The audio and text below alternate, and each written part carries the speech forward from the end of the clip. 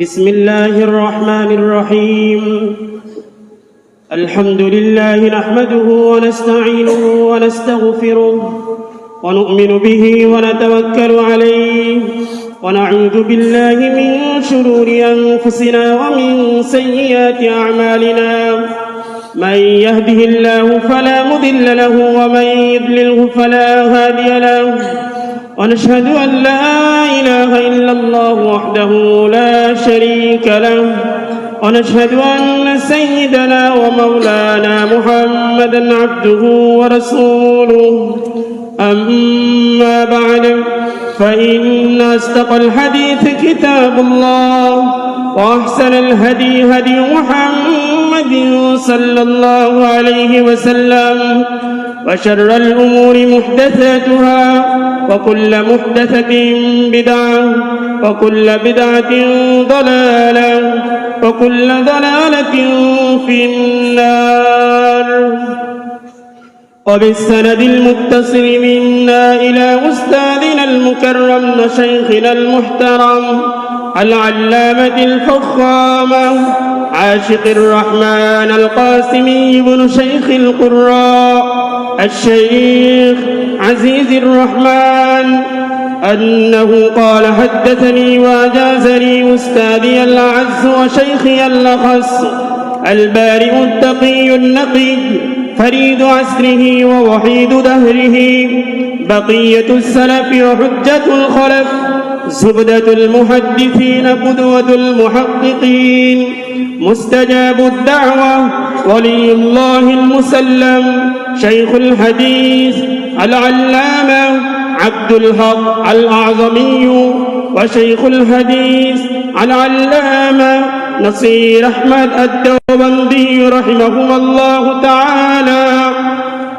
قال: حدثنا وأجازنا شيخ العرب والعظم قطب العالم السيد حسين أحمد المدني قال: حدثني وأجازني شيخي مسند الوقت شيخ الهند العلامة محمود حسن الدوبندي قال: حدثنا وأجازنا حجة الإسلام العلامة قاسم النانوتي قال: حدثنا وأجازنا الشيخ الإمام الشام عبد الغني المجدد المحدث الدهلوي قال: حدثنا وأجازنا الشيخ الأجل الشام إسحاق المحدث الدهلوي قال: أستاذنا المكرم شيخنا المعظم شيخ الحديث عاشق الرحمن القاسمي قال: حدثنا وأجازنا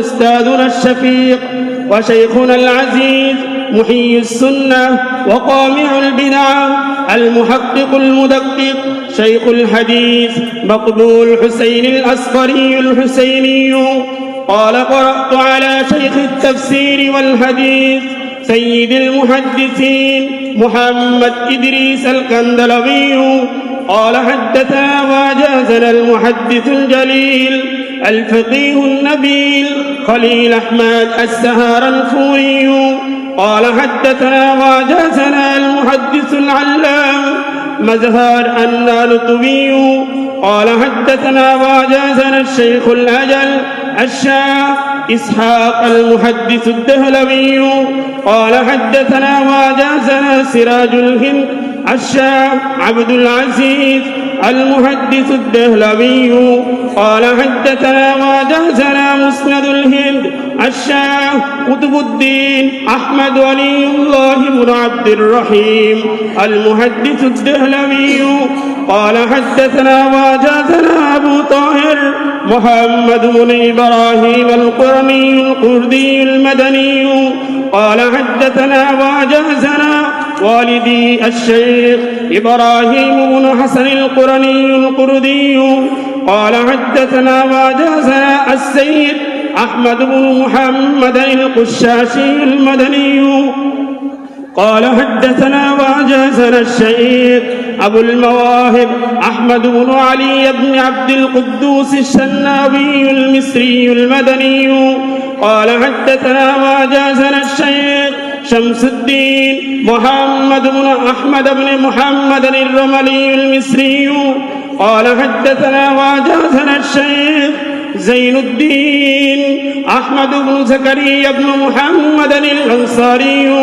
قال حدثنا وأجازنا الشيخ الحافظ أبو الفضل شهاب الدين أحمد بن علي بن زكريا بن محمد الأنصاري قال حدثنا وأجازنا الشيخ الحافظ أبو الفضل شهاب الدين أحمد بن علي بن حجر الأسقلاني المصري قال حدثنا وأجازنا الشيخ شهاب الدين إبراهيم بن أحمد التنوخي الشامي قال حدثنا وأجازنا الشيخ أبو العباس أحمد بن أبي طالب الحجار الدمشقي قال حدثنا وأجازنا الشيخ سراج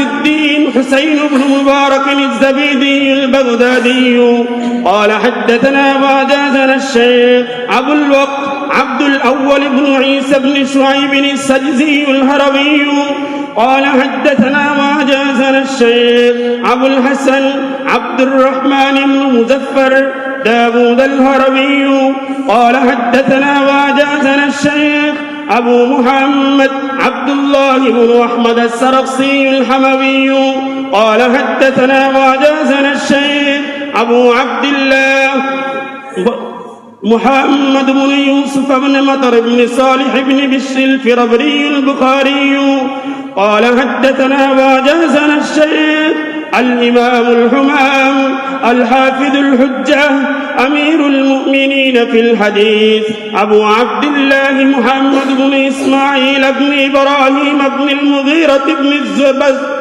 بردزبة اليماني الجعفي البخاري رحمهم الله تعالى أجمعين ونفعنا بعلومهم أبد الآبدين آمين يا رب العالمين. بسم الله الرحمن الرحيم. أنه قال: باب قول الله عز وجل: ونضع الموازين القسط ليوم القيامة وأن أعمال بني آدم وقولهم يوزن. وقال مجاهد: القسطاس العدل بالرومية، ويقال القسط مصدر المقسط وهو العادل، وأما القاسط فهو الجائر.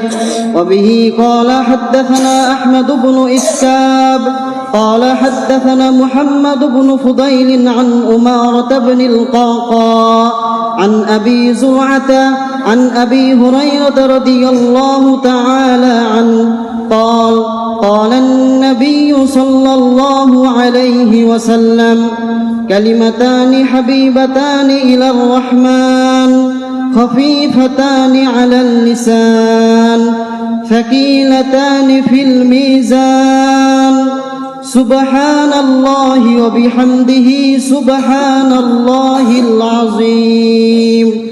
وآخر دعوانا أن الحمد لله رب العالمين. وصلى الله تعالى على خاتم الأنبياء والمرسلين وعلى آله الطيبين الطاهرين وعلى من تبعهم بإحسان إلى يوم الدين. الحمد لله. الحمد لله نحمده ونستعينه ونستغفره ونؤمن به ونتوكل عليه ونعوذ بالله من شرور أنفسنا ومن سيئات أعمالنا. من يهده الله فلا مضل له ومن يضلله فلا هادي له. ونشهد أن لا إله إلا الله وحده لا شريك له. ونشهد أن سيدنا ونبينا ومولانا محمد وعلى آله وأصحابه أجمعين.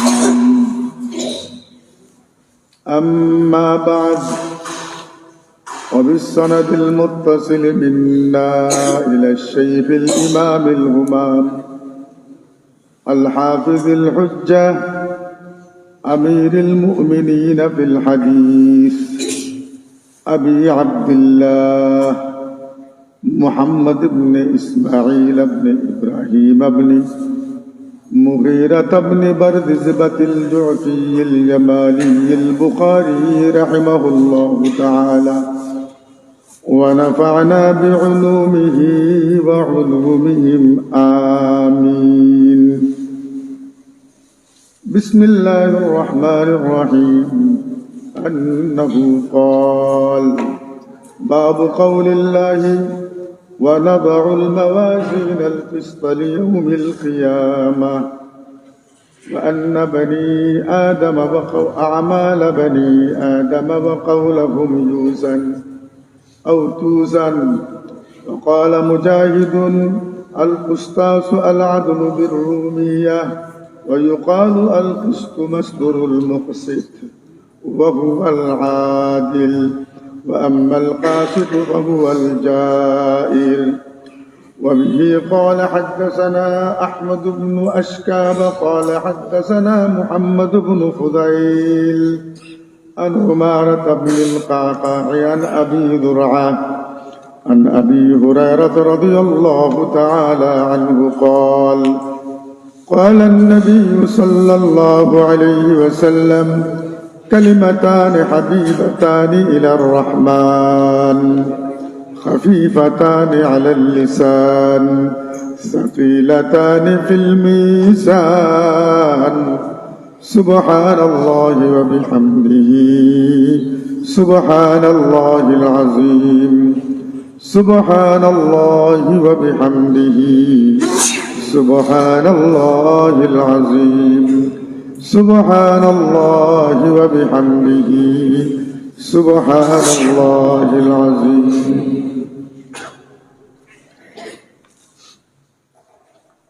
الحمد لله ثم الحمد لله. बुखारी शरीफের आखिरी अध्याय आखिरी बाब तार मतहाते आखिरी हदीस যা হযরত ইমাম বুখারী রাহমাতুল্লাহ আলাইহি জিলদে সানির শেষ রিওয়ায়াত হিসাবে এই কিতাবে নিয়ে এসেছেন এবং এই রিওয়ায়াতের উপরেই হযরত ইমাম বুখারী রাহমাতুল্লাহ আলাইহি বুখারী শরীফকে ইখতিতাম করেছেন। হযরত উলামায়ে কেরাম, আজিজ তলাবা, আমরা যে সমস্ত আকাবিরিনদের কাছে খতমে বুখারীর মজলিসে অংশগ্রহণ করেছি, ইজাজত প্রাপ্ত হয়েছি, আলহামদুলিল্লাহ, ওনাদের এই রিওয়ায়াতের উপরে 2.5-3 ঘন্টা তাকরীর আমরা শুনেছি। বর্তমান যুগে ইফতেতাহে বুখারীর মধ্যেও অনুষ্ঠানের মধ্যে মুখতসর বয়ান জনগণে চায়, আর ইখতিতামে বুখারী শরীফের শেষ সবকেও লোকজন দোয়ায় শরীক হওয়ার নিয়তে আসে, মুখতসর কথা শুনতে চায়। এইভাবে আস্তে আস্তে ইলমে জাওয়াল এই উম্মতের মধ্যে শুরু হয়েছে এবং আরো হবে। আল্লাহ পাক এই ইলমে জাওয়াল থেকে এই উম্মত এবং জামাত উলামায়ে কেরামকে হেফাজত করুন। এই অধ্যায়টা পড়াইতে আমাদের শায়খ বিলখুসুস শাইখুনা ওয়া মুরশিদুনা রাহবার মিল্লাত ওলিকুল শিরোমণি শাইখুল হাদিস শাইখুত তাফসীর শাইখুত তরিকত মুস্তাজাবুদ দাওয়াত আল্লামা আব্দুল হক আজমি রাহমাতুল্লাহি আলাইহি দরজে ঘন্টার পর ঘন্টা এই রিওয়ায়াতের উপরে আমরা তাকরীর শুনেছি। দিল সয়রাব হয়ে যেত বেতাব হয়ে যেত যে একটা রিবায়তের উপরে, একটা অধ্যায়ের উপরে ওনারা এত ইলমি কথা বলতেন। আল্লাহু আকবার, আল্লাহ। এই অধ্যায়টাকে তাকরীরের সুবিধার্থে, আলোচনার সুবিধার্থে 12টি ভাগে বিভক্ত করা হয়েছে, অর্থাৎ 12টি বিষয়ের উপর আলোচনা করতেন। আমি অল্প কয়েকটি বিষয়ের উপরে মুখতসর কয়েকটি কথা বলে ইখতিতাম পর্যন্ত যাওয়ার চেষ্টা করব। ঠান্ডা লাগার কারণে আমাদের অবস্থাও ভালো না। আল্লাহ যেহেতু মনোযোগ সহকারে আমাদের শুনতে হবে, আল্লাহ আমাদের তৌফিক দান করুন। হযরত ইমাম বুখারী রহমতুল্লাহি আলাইহি এই কিতাব, না তো কিতাবের নাম বুখারী শরীফ, আর না তো ইমাম বুখারীর নাম বুখারী। এই কিতাবের নামও বুখারী শরীফ না। আর এই কিতাব যিনি তালিফ করেছেন হযরত ইমাম বুখারী রহমতুল্লাহি আলাইহি, ওনার নামও বুখারী, ইমাম বুখারী না, বরং বুখারী শরীফের নাম হলো, যা বুখারী শরীফের শুরুতে প্রথম পৃষ্ঠায় লেখা আছে, আল জামি আল মুসনাদ আস সহিহ আল মুখতাসার মিন উমুরি রাসূলিল্লাহ মিন সুনানিহি মিন উমুরি রাসূলিল্লাহ সাল্লাল্লাহু আলাইহি ওয়াসাল্লাম ওয়া সুনানিহি ওয়া আইয়ামিহি। इतना बड़ा नाम इस किताब का है। এই কিতাবের নাম এত বড়। আর বুখারী সাহেবের নামও বুখারী না, বরং ইমাম বুখারী রহমতুল্লাহ আলাইহির কুনিয়ত আবু আব্দুল্লাহ, নাম মুহাম্মদ, ওয়ালিদে গ্রামের নাম হচ্ছে ইসমাইল, দাদার নাম হচ্ছে ইব্রাহিম, পরদাদার নাম মুগীরা। আর বরদিসবা সম্পর্কে লম্বা আলোচনা আছে যে এটা কি তার পরদাদার নাম বা কোনো জায়গার নাম। কেউ বলতেছেন যে বরদিসবা মশহুর এক শখসিয়ত ছিলেন ওই জমানায়, ওনার নাম। ইয়া তো বলতেছেন ইমাম বুখারী রহমতুল্লাহ আলাইহির যে কওম ছিল, এটা কওমের সর্দারের নাম। ইয়া তো বলতেছেন ইমাম বুখারী রহমতুল্লাহ আলাইহির কবিলা, যার মাধ্যমে শুরু হয়েছিল, ওনার নাম ছিল বরদিসবা, যার কারণে বরদিসবার নাম এখানে আসছে। ফালিহাদা হযরত ইমাম বুখারী রহমতুল্লাহ আলাইহি এই কিতাবের ওয়াজহে তালিফ, কেন বুখারী শরীফ ওনার লেখার প্রয়োজন ছিল? 11 বছর বয়সের ভিতরে হযরত ইমাম বুখারী রহমতুল্লাহ আলাইহি 11 বছর বয়সের ভিতরে লক্ষ লক্ষ আহাদিসে নবুবিয়া সাল্লাল্লাহু আলাইহি ওয়াসাল্লাম সনদ সহ হিফজ করেছিলেন। 20 বছর বয়সে সমস্ত উলুম ও ফুনুন থেকে ফারিগ হয়েছেন। এত বড় জলিলুল কদর মুহাদ্দিস ওই জামানায় রুয়ে জমিনের উপরে এত বড় মুত্তাকি পরহেজগার খুব কম ছিল। হযরত ইমাম বুখারী রহমতুল্লাহ আলাইহি ততক্ষণে নবী পাক সাল্লাল্লাহু আলাইহি ওয়াসাল্লামের 3 লক্ষ হাদিস শরীফ বা সনদ ওনার মুখস্থ হয়ে গেছিল। 3 লক্ষ, বাড়ির ধারের কথা না। 3 লক্ষ হাদিস শরীফ ওনার মুখস্থ ছিল বা সনদ। আর 3 লক্ষ হাদিস শরীফ ইমাম বুখারী রহমতুল্লাহ আলাইহি নোটের ভিতরে ছিল, লেখা ছিল। এত বড় হাদিসের জখিরা যখন হযরত ইমাম বুখারী রহমতুল্লাহ আলাইহির কাছে জমা হয়ে গেল, তখন ইমাম বুখারী রহমতুল্লাহ আলাইহি দেখলেন যে এই সমস্ত আহাদিসের ভিতরে যঈফ রিওয়ায়াত আছে, মওযু রিওয়ায়াত আছে, অর্থাৎ এক কথায় সহি রেবায়ত আছে, গায়রে সহি রেবায়ত আছে। তো হালকা পাতলা একটা দাঁড়িয়া হযরত ইমাম বুখারী রাহমাতুল্লাহ আলাইহির দিলে জাগলো যে এত বড় হাদিসের ভান্ডার, এখান থেকে উম্মতের ফায়দা উঠানো বড় কষ্টসাধ্য হবে। আমি যদি সহি রেবায়াতগুলো উম্মতের ফায়দাকে সামনে নিয়ে ছোট ছোট ছোট ছোট আবওয়াব অধ্যায় কায়েম করে যদি সহি রেবায়াতগুলোকে আমি জমা করতে পারতাম, তাহলে হয়তো উম্মতের জন্য বেশি ফায়দা হইতো, অথবা তালিবি ইলমদের দর্শক তাদরিসের জন্য ফায়দামন্দ হইতো। কারণ তাদের জন্য লক্ষ লক্ষ হাদিস শরীফ সনদ সহ মুখস্থ করা, লেখা এবং সেখান থেকে আবার সহি রেবায়াতগুলোকে গায়রে সহি রেবায়াত থেকে তমিজ দেওয়া, এটা তাদের জন্য একটা মুশকিল কাজ হবে। এইরকম একটা ধারণা উনি ধীরে ধীরে করছেন, কিন্তু আজম করেন নাই, কিন্তু আজম করেন।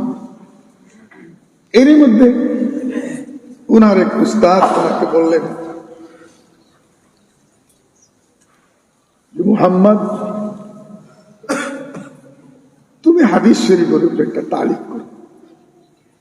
তো ওই যে একটা কল্পনা করছিলেন, এই কথাটার কারণে তিনার দিনে হাদিস জমা করার চাহিদাটা আরো একটু বাড়ছে, কিন্তু এখনো আজম করেন নাই। ওয়াজহে তালিকের 3 নম্বর কারণ বলা হয়, এরই মধ্যে হযরত ইমাম বুখারী রাহমাতুল্লাহ আলাইহি সাইয়্যিদুল আউয়ালিন ওয়াল আখিরিন, সাইয়্যিদুল আম্বিয়া ওয়াল মুরসালিন, রাহমাতুল লিল আলামিন মুহাম্মদুর রাসূলুল্লাহ সাল্লাল্লাহু আলাইহি ওয়াসাল্লামকে খাবে দেখলেন উনি একটা পাখা নিয়ে রাসূল পাক সাল্লাল্লাহু আলাইহি ওয়াসাল্লামকে বাতাস করতেছেন। কে দেখছেন খাবে? ইমাম বুখারী রাহমাতুল্লাহ আলাইহি খাব দেখতেছেন যে নবী পাক সাল্লাল্লাহু আলাইহি ওয়াসাল্লাম একটা পাখা লইয়া উনি বাতাস করতেছেন।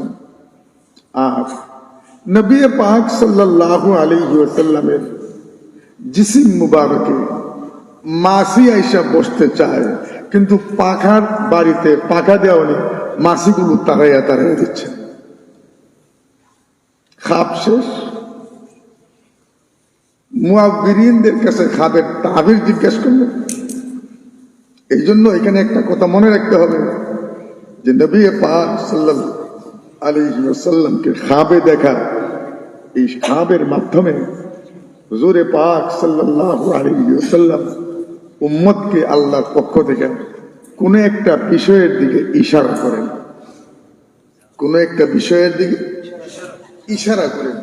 এটা হয় উনি খাব দেখনেওয়ালা নিজে বুঝবেন, আর নিজে যদি না বুঝেন এমন একজন হাক্কানি আলেমে দ্বীনের কাছে ওই খাব বয়ান করবেন যে রাসূল পাক সাল্লাল্লাহু আলাইহি ওয়াসাল্লামকে তিনি দেখেছেন, কখন দেখেছেন, কি হালতে দেখেছেন, তার উপরে ভিত্তি করে তিনি আল্লাহ রাসূলকে দেখেছেন, সেই হিসাবে ওই খাবের তাবির হবে, ব্যাখ্যা হবে।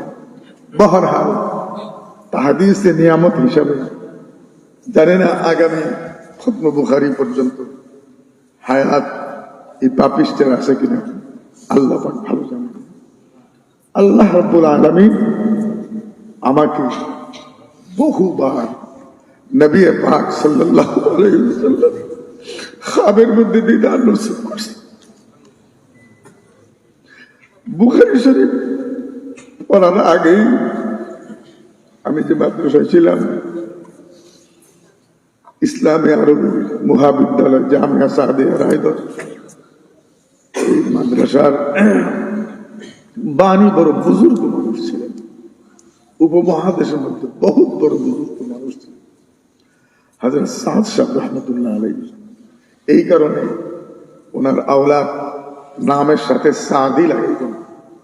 মৌলানা সিলেটের সিংহ পুরুষ আল্লামা মুখলিসুর রহমান সাদি আর আল্লামা মুসিহুর রহমান সাদি, এই মাদ্রাসায় যখন আমি পড়ি তো বড় ধরনের কোন রোড ছিল না, সেই আমাদের জমানায় রোড ছিলই না, খুব কম। ছোট্ট একটা রাস্তা, পায়ে চলাচলের রাস্তা চতুর্দিকে ছিল। মাদ্রাসার থেকে একটু পূর্বে দিকে একটা জায়গা আছে যেখানে বাহির থেকে মাদ্রাসায় আসার যে পায়ে চলাচলের রাস্তা, এই রাস্তার সাথে এসে মিশছে। এখান থেকে একটা রাস্তা বাহিরে চলে গেছে, বাহির থেকে আসার জন্য আরেকটা রাস্তা মাদ্রাসার দিকে আসছে। আমি দেখলাম ওই রাস্তার এই মোড়ের ভিতরে দুইজন লোক, আমি আমার অহমগ মনে হয়, ছাত্র জমানার কথা বলতেছি, আমি চিন্তাও করিনি। ওনারা বড় একটা খাঞ্চা নিছেন এবং ওই রাস্তায় বসে খানা খাওয়ার প্রস্তুতি নিচ্ছেন। আমি যখন সামনে গেলাম, সালাম দিলাম, সাথের লোকজন আমাকে জিজ্ঞেস করেন, তুমি কি জানো কাকে তুমি সালাম দিছো? আমি বললাম যে আমি তো ওনাকে কোনোদিন দেখিনি। তিনি বললেন, মুহাম্মদুর রাসূলুল্লাহ সাল্লাল্লাহু আলাইহি ওয়াসাল্লাম।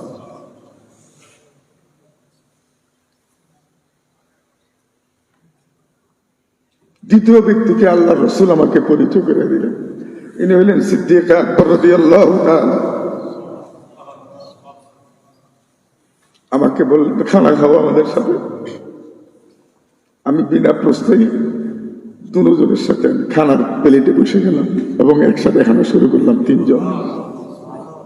খানা খাওয়ার মধ্যে আমার ঘুম ভেঙে গেল, আমি পরিশান হয়ে গেলাম। খাব আমি কাকে জিজ্ঞেস করি? আব্বাকেই বলি, আব্বা তো বুজুর্গ মানুষ। বহরহাল তখন একজন বুজুর্গ ব্যক্তির সাথে আমার পরিচয় ছিল। মাকজুব ছিলেন, উনি মাকজুব ছিলেন। আমি ওনার কাছে বয়ান করলাম। 60-65 বছর বয়স হবে তখন হবে, আমার বয়স হয়তো 15 থেকে 16 বছর হতে পারে। মুখতাসরুল মাআনি পড়ি এই বছরের ইমামটা। উনি খাপ শুনে বললেন, তুমি আমার দোস্ত। আমার 15-16 বছরের বয়স, উনি 65 বছরের বৃদ্ধ। আমি তখন ওনাকে এতটা চিনতাম না। দোস্তি উনি আমার সাথে বজায় রাখতেন। আমার যখন কোনো জিনিসের খাহিশ হইতো, মাঝে মধ্যে এরকম হইতো যে আব্বার কাছে বলার আগে ওই জিনিসটা উনি আমার ক্যান্ডে দিয়ে দিতেন, কিন্তু ওনার কোনো ঘর বাড়ির ঠিকানা ছিল না। ওনার বাড়ি কোথায় কোথায় থাকতেন, বিয়ে বাচ্চা আছে কিনা, আমি বাচ্চা মানুষ, জানারও প্রয়োজন নেই। তো আব্বাও জিনিসটা মাইনা নিছেন, মাঝে মধ্যে আসতেন আমাদের সাথে, আমার সাথে দোস্তানা তাআল্লুক ছিল। আমি খানা পানি পেলে খেলাইতাম, রাত্রে মাঝে মধ্যে থাকার জায়গা করে দিতাম। বহরহাল এই খাপ দেখার পরে আমি যা ব্যাখ্যা পাইলাম, যা জানলাম, সেটা তো আলহামদুলিল্লাহ তুম্মা আলহামদুলিল্লাহ। সেগুলো আল্লাহ পাক আমাকে করাচ্ছেন, আমাকে নিচ্ছেন। আল্লাহ যেন আমাকে আপনাদের সকলের দোয়ায় খাতমা বিল খায়ের নসিব করেন। তাহাদিসে নিয়ামত হিসাবে চলে আসলো এই কথাটা বললাম। আমি মনে হয় এরকম চর্চায় কোনোদিনই খাবের কথা বলি না। এরপরে আল্লাহ পাক রব্বুল আলামিন আমাকে খাবের জগতে আরো অনেক নিয়ামত দান করছে। বহরহাল তো হযরত ইমাম বুখারী রাহমাতুল্লাহি আলাইহি কিছুটা চিন্তিত হয়ে বললেন, নবী পাক সাল্লাল্লাহু আলাইহি ওয়াসাল্লামের গা থেকে আমি মাছি তাড়াচ্ছি কেন? ওই জমানার কোন এক মুআব্বির খাব তাবিরের মধ্যে বললেন, হে মুহাম্মদ ইবনে ইসমাঈল, আল্লাহ পাক আপনার দ্বারা এমন একটা কাজ নিতে চান যে কাজের দ্বারা নবী পাক সাল্লাল্লাহু আলাইহি ওয়াসাল্লামের সহিহ আহাদিসগুলি গায়রে সহিহ থেকে বাছাই হয়ে উম্মতের সামনে পেশ হবে, এমন একটা কাজ আল্লাহ পাক আপনাকে দেন হবে।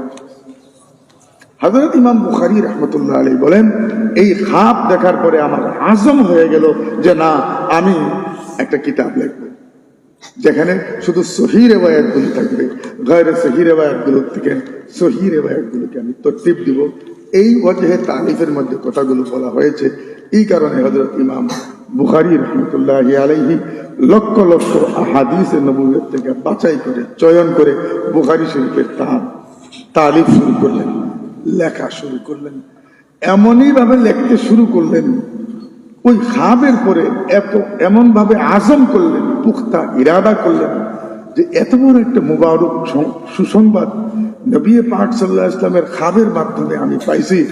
নিহায়ত ইহতিমাম শুরু করলেন। এত ইহতিমাম বুখারী শরীফ তালিফের জন্য করেছেন, এর প্রধান কারণ হইল ওই খাব, যে খাব হযরত ইমাম বুখারী রাহমাতুল্লাহ আলাইহি নবী পাক সাল্লাল্লাহু আলাইহি ওয়াসাল্লামকে দেখেছেন। ফালিহাদা শুরু করলেন, ইহতেমাম করলেন। প্রথম ইহতেমাম যে আগে একটা অধ্যায় কায়েম করতেন উম্মতের জন্য কি প্রয়োজন তার মাথা হাতে। ওনার কাছে তো লক্ষ লক্ষ হাদিস মুখস্থ, কোন রেওয়ায়াত আনবেন আর কোন রেওয়ায়াত বাদ দিবেন। ফালিহাদা গোসল করতেন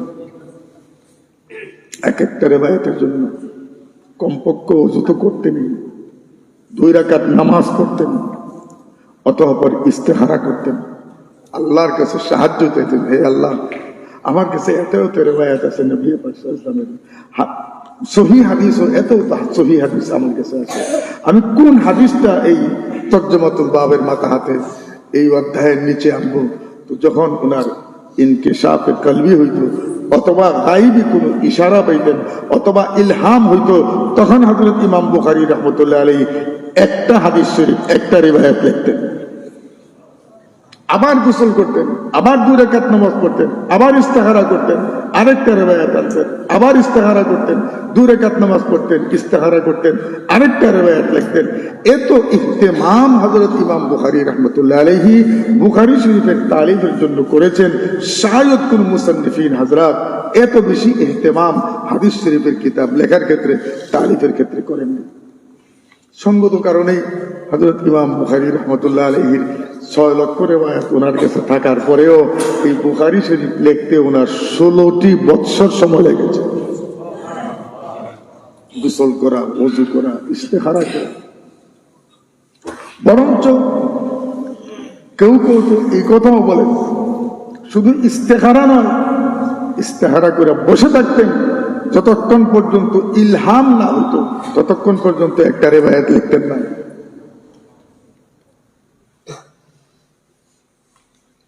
মুআররিখিনগণ তো আরো বলেন যে কখনো কখনো ইমাম বুখারী রাহমাতুল্লাহ আলাইহির ব্যাপারে এইরকম ঘটেছে যে অনেকগুলো সহিহ রিওয়ায়াত, কোন রিওয়ায়াত বাদ দা কোন রিওয়ায়াত আনবেন উনি ইস্তেখারা কইরাও কোনো ডিসাইড করতে পারতেছেন না, সমাধানে আসতে পারতেছেন না। তো মুরাকাবা করতেন, রাসূল পাক সাল্লাল্লাহু আলাইহি ওয়াসাল্লামের দিকে মুতাওয়াজ্জা হইতেন, নবী পাক সাল্লাল্লাহু আলাইহি ওয়াসাল্লামের পক্ষ থেকে ইশারা হইতো, ও মুহাম্মদ তুমি এখানে এই রিওয়ায়াতটা আনো। তখন হযরত ইমাম বুখারী রাহমাতুল্লাহ আলাইহি ওই রিওয়ায়াতটা আনতেন। এই জন্য বুখারী শরীফকে ইলহামি কিতাব বলা হয়, বুখারী শরীফকে ইলহামি কিতাব বলা হয়। সারা ওয়াত্তাফাকাল উম্মাহ, উম্মত এই কথার উপরে এখন ইত্তেফাক। জামানায়ে কদিমের মধ্যে ইখতিলাফ ছিল যে আসহুল কুতুব লিইমাম মুসলিম আও আসহুল কুতুব লিইমাম বুখারী। ইমাম বুখারী রাহমাতুল্লাহ আলাইহির কিতাব সবচেয়ে বেশি সহিহ, নাকি না হযরত ইমাম মুসলিম রাহমাতুল্লাহ আলাইহির কিতাব সবচেয়ে বেশি সহিহ। তার মধ্যে জামানায়ে কদিমে ইখতিলাফ থাকলো, পরবর্তীতে উম্মত এই কথার উপরে ইত্তেফাক হয়ে গেছেন, মুত্তাফিক হয়ে গেছেন এই কথার উপরে যে রুয়ে জমিনের উপরে আর আসমানের নিচে, রুয়ে জমিনের উপরে আসমানের নিচে আসহুল কুতুব বা'দা কিতাবিল্লাহি তাআলা আল জামিউস সহিহ লিল ইমাম বুখারী রাহিমাহুল্লাহু তাআলা। আল্লাহর পবিত্র কালাম কোরআনে কারীমের পরে দুনিয়ার মধ্যে সবচেয়ে বিশুদ্ধতম কিতাব হচ্ছে আল জামিউস সহিহ লিল ইমাম বুখারী রাহিমাহুল্লাহ। এত বড় মাকাম আল্লাহ তাআলা হযরত ইমাম বুখারী রাহমাতুল্লাহ আলাইহি দান করেছেন। এই 6 লক্ষ রিওয়ায়াতের কথা তো ওনার সওয়ানিহে উমরিতে লেখা, কিন্তু মুহাদ্দিসিন হযরতের ধারণা এইগুলোর হিসাব পাওয়া গেছে। এই হিসাবের বাহিরেও আরো বহু রিওয়ায়াত হযরত ইমাম বুখারী রাহমাতুল্লাহ আলাইহির কাছে মওজুদ ছিল। ওই সময় তো ইতিহাস ওইভাবে লেখা হতো না। ফালিহাদা এত লক্ষ লক্ষ রিওয়ায়াতের মধ্য থেকে 3 নম্বর বহস হইল হযরত ইমাম বুখারী রাহমাতুল্লাহ আলাইহি কতগুলো রিওয়ায়াত আছে। এই মুখতাসর কথা বলে বলে সামনে যাচ্ছি। হযরত ইমাম বুখারী রাহমাতুল্লাহ আলাইহি কতটি হাদিস এই বুখারী শরীফের ভিতরে আনছেন। হযরত আল্লামা নববী রাহমাতুল্লাহি আলাইহি আর ফাতহুল বারি ওয়ালা এই দুইজন ঐক্যমত্যে বলেছেন যে বুখারী শরীফের ভিতরে বা তাকরার ৭,২২৫টি হাদিস শরীফ আছে। ৭,২২৫টি। কত বড় মেহনত করতে হয়েছে যে লক্ষ লক্ষ হাদিস শরীফ থেকে ৭,০০০ হাদিস শরীফকে একসাথে করা। কি পরিমাণ মেহনত করতে হয়েছে লক্ষ লক্ষ হাদিস থেকে এক একটা হাদিস। কিন্তু হযরত আল্লামা ইবনুল হাজার আসকালানী রাহমাতুল্লাহি আলাইহি উনি বলেন যে না, ওনার মতে হইল বুখারী শরীফের ভিতরে বা সনদ বা তাকরার বুখারী শরীফের ভিতরে ৭,৩৭৫টি হাদিস আছে। কার মতামত এটা? হযরত ইবনে হাজার আসকালানী রাহমাতুল্লাহ। বহরহাল হযরত ইমাম বুখারী রাহমাতুল্লাহ আলাইহি কিতাব তালিফ করলেন। ইমাম বুখারী রাহমাতুল্লাহ আলাইহি ইবতিদা সারা দুনিয়ার হাজারো কিতাব ইলমে হাদিসের মধ্যে লেখা হয়েছে। কেউ কিতাব সালাত থেকে ইবতিদা করছেন, কেউ কিতাব ঈমান থেকে ইবতিদা করছেন, কেউ কিতাব তাহারত থেকে ইবতিদা করছেন। কিন্তু হযরত ইমাম বুখারী রাহমাতুল্লাহ আলাইহি তাআম্মুকে ইলমি আর ফরাসত এত গভীর ছিল যে হযরত শাহ আনওয়ার কাশ্মীরি রাহমাতুল্লাহ আলাইহি বলেন, এখন পর্যন্ত উম্মতের কাছে বুখারী শরীফ ঋণী এই কথার উপরে যে হযরত ইমাম বুখারী রাহমাতুল্লাহ আলাইহির ফরাসত অনুযায়ী আজ পর্যন্ত বুখারী রাহমাতুল্লাহ আলাইহির বুখারী শরীফের মুকম্মল কোন সরা এখনো উম্মত এটার হক আদায় করে লিখতে পারেন না। সুবহানাল্লাহ ওয়া বিহামদিহি। খাতিবুল মুহাদ্দিসিন হযরত শাহ আনওয়ার কাশ্মীরি রাহমাতুল্লাহ আলাইহি বলতেন যে আমি সমস্ত কিতাব তাসনিফ করতে পারবো, কিন্তু দুইটা কিতাব তাসনিফ করতে পারবো না। একটা হলো বুখারী শরীফ আর একটা হলো হেদায়েত শরীফ। কারণ বুখারী শরীফের তারতিব আয়াতে কুরআনিয়ার সাথে সাথে হযরত ইমাম বুখারী রাহমাতুল্লাহ আলাইহি এমন ফরাসত আর তাআম্মুকে ইলমের নিদর্শন রেখে গেছেন যে তখন থেকে নিয়ে এই পর্যন্ত বুখারী শরীফের সরা হইতেছে শায়দ কিয়ামত পর্যন্ত বুখারী শরীফের তাফসীর হইতে থাকবে, তারপরে বুখারী শরীফের হক আদায় হবে না। এইভাবে তিনি কিতাবকে তরতিব দিয়েছেন আর কায়েম করছেন। এই জন্য শাহ আনওয়ার কাশ্মীরি রাহমাতুল্লাহ আলাইহি বলেন যে বুখারী শরীফের মতো কিতাব আমি লিখতে পারবো না।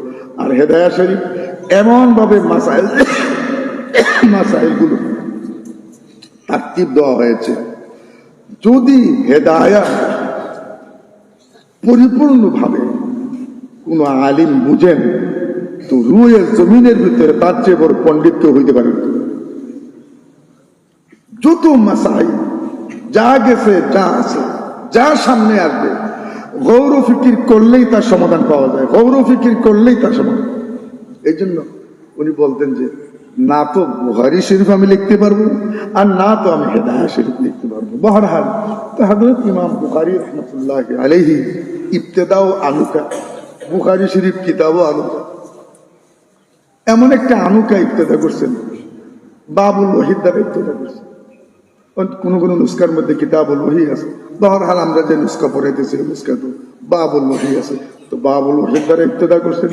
ইবতিদার দুই চারটা কথা বললে তো ইন্তেহার কথা মিল হয়ে যাবে। কিসের দ্বারা শুরু করছেন? বাবুল কাইফা কানা বাদুল ওহী ইলা রাসূলিল্লাহি সাল্লাল্লাহু আলাইহি ওয়াসাল্লাম। বাবুল ওহীর দ্বারা কিতাব শুরু করেছেন। এইরকম ইবতিদা হাদিস শরীফের কোন কিতাবের কোন মুসান্নিফ কোন মুআল্লিফ করেন নাই।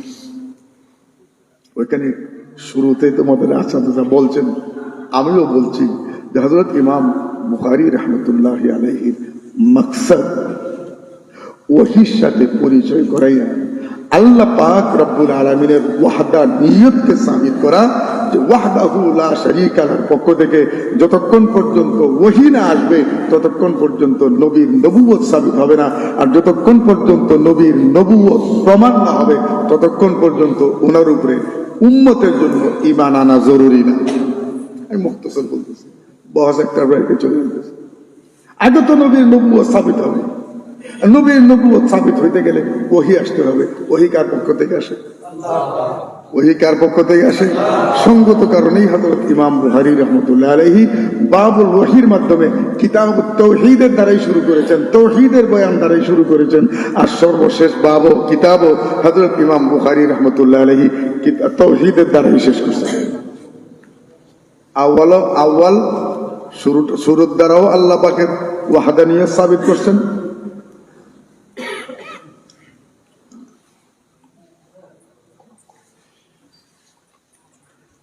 শেষও আল্লাহ পাকের তৌহিদ দ্বারা ওয়াহদানিয়তের দ্বারা শেষ করছেন। বাহরাল তো নবীর নবুয়ত সাবিত হয়ে গেল। তো নবী যখন নবুয়ত সাবিত হয়ে গেল, আল্লাহর পক্ষ থেকে দাওয়াত দিচ্ছেন, তো এখন তো নবীর পরিচয় হয়ে গেল সঙ্গত কারণে নবীর উপরে ঈমান আনা, নবীর উপরে ঈমান আনা ফরজ। সঙ্গত কারণে হযরত ইমাম বুখারী রাহমাতুল্লাহ আলাইহি বাবুল ওয়াহির মধ্যে কুল মাত্র 6টা রিওয়ায়াত আনছেন। কয়টা রিওয়ায়াত আনছেন? এমন 6টা রিওয়ায়াত আনছেন যে 6 রিওয়ায়াতের ভিতরে ওয়াহির পুরা মগজ মিন ও আন হযরত ইমাম বুখারী রাহমাতুল্লাহ আলাইহি বয়ান করছেন।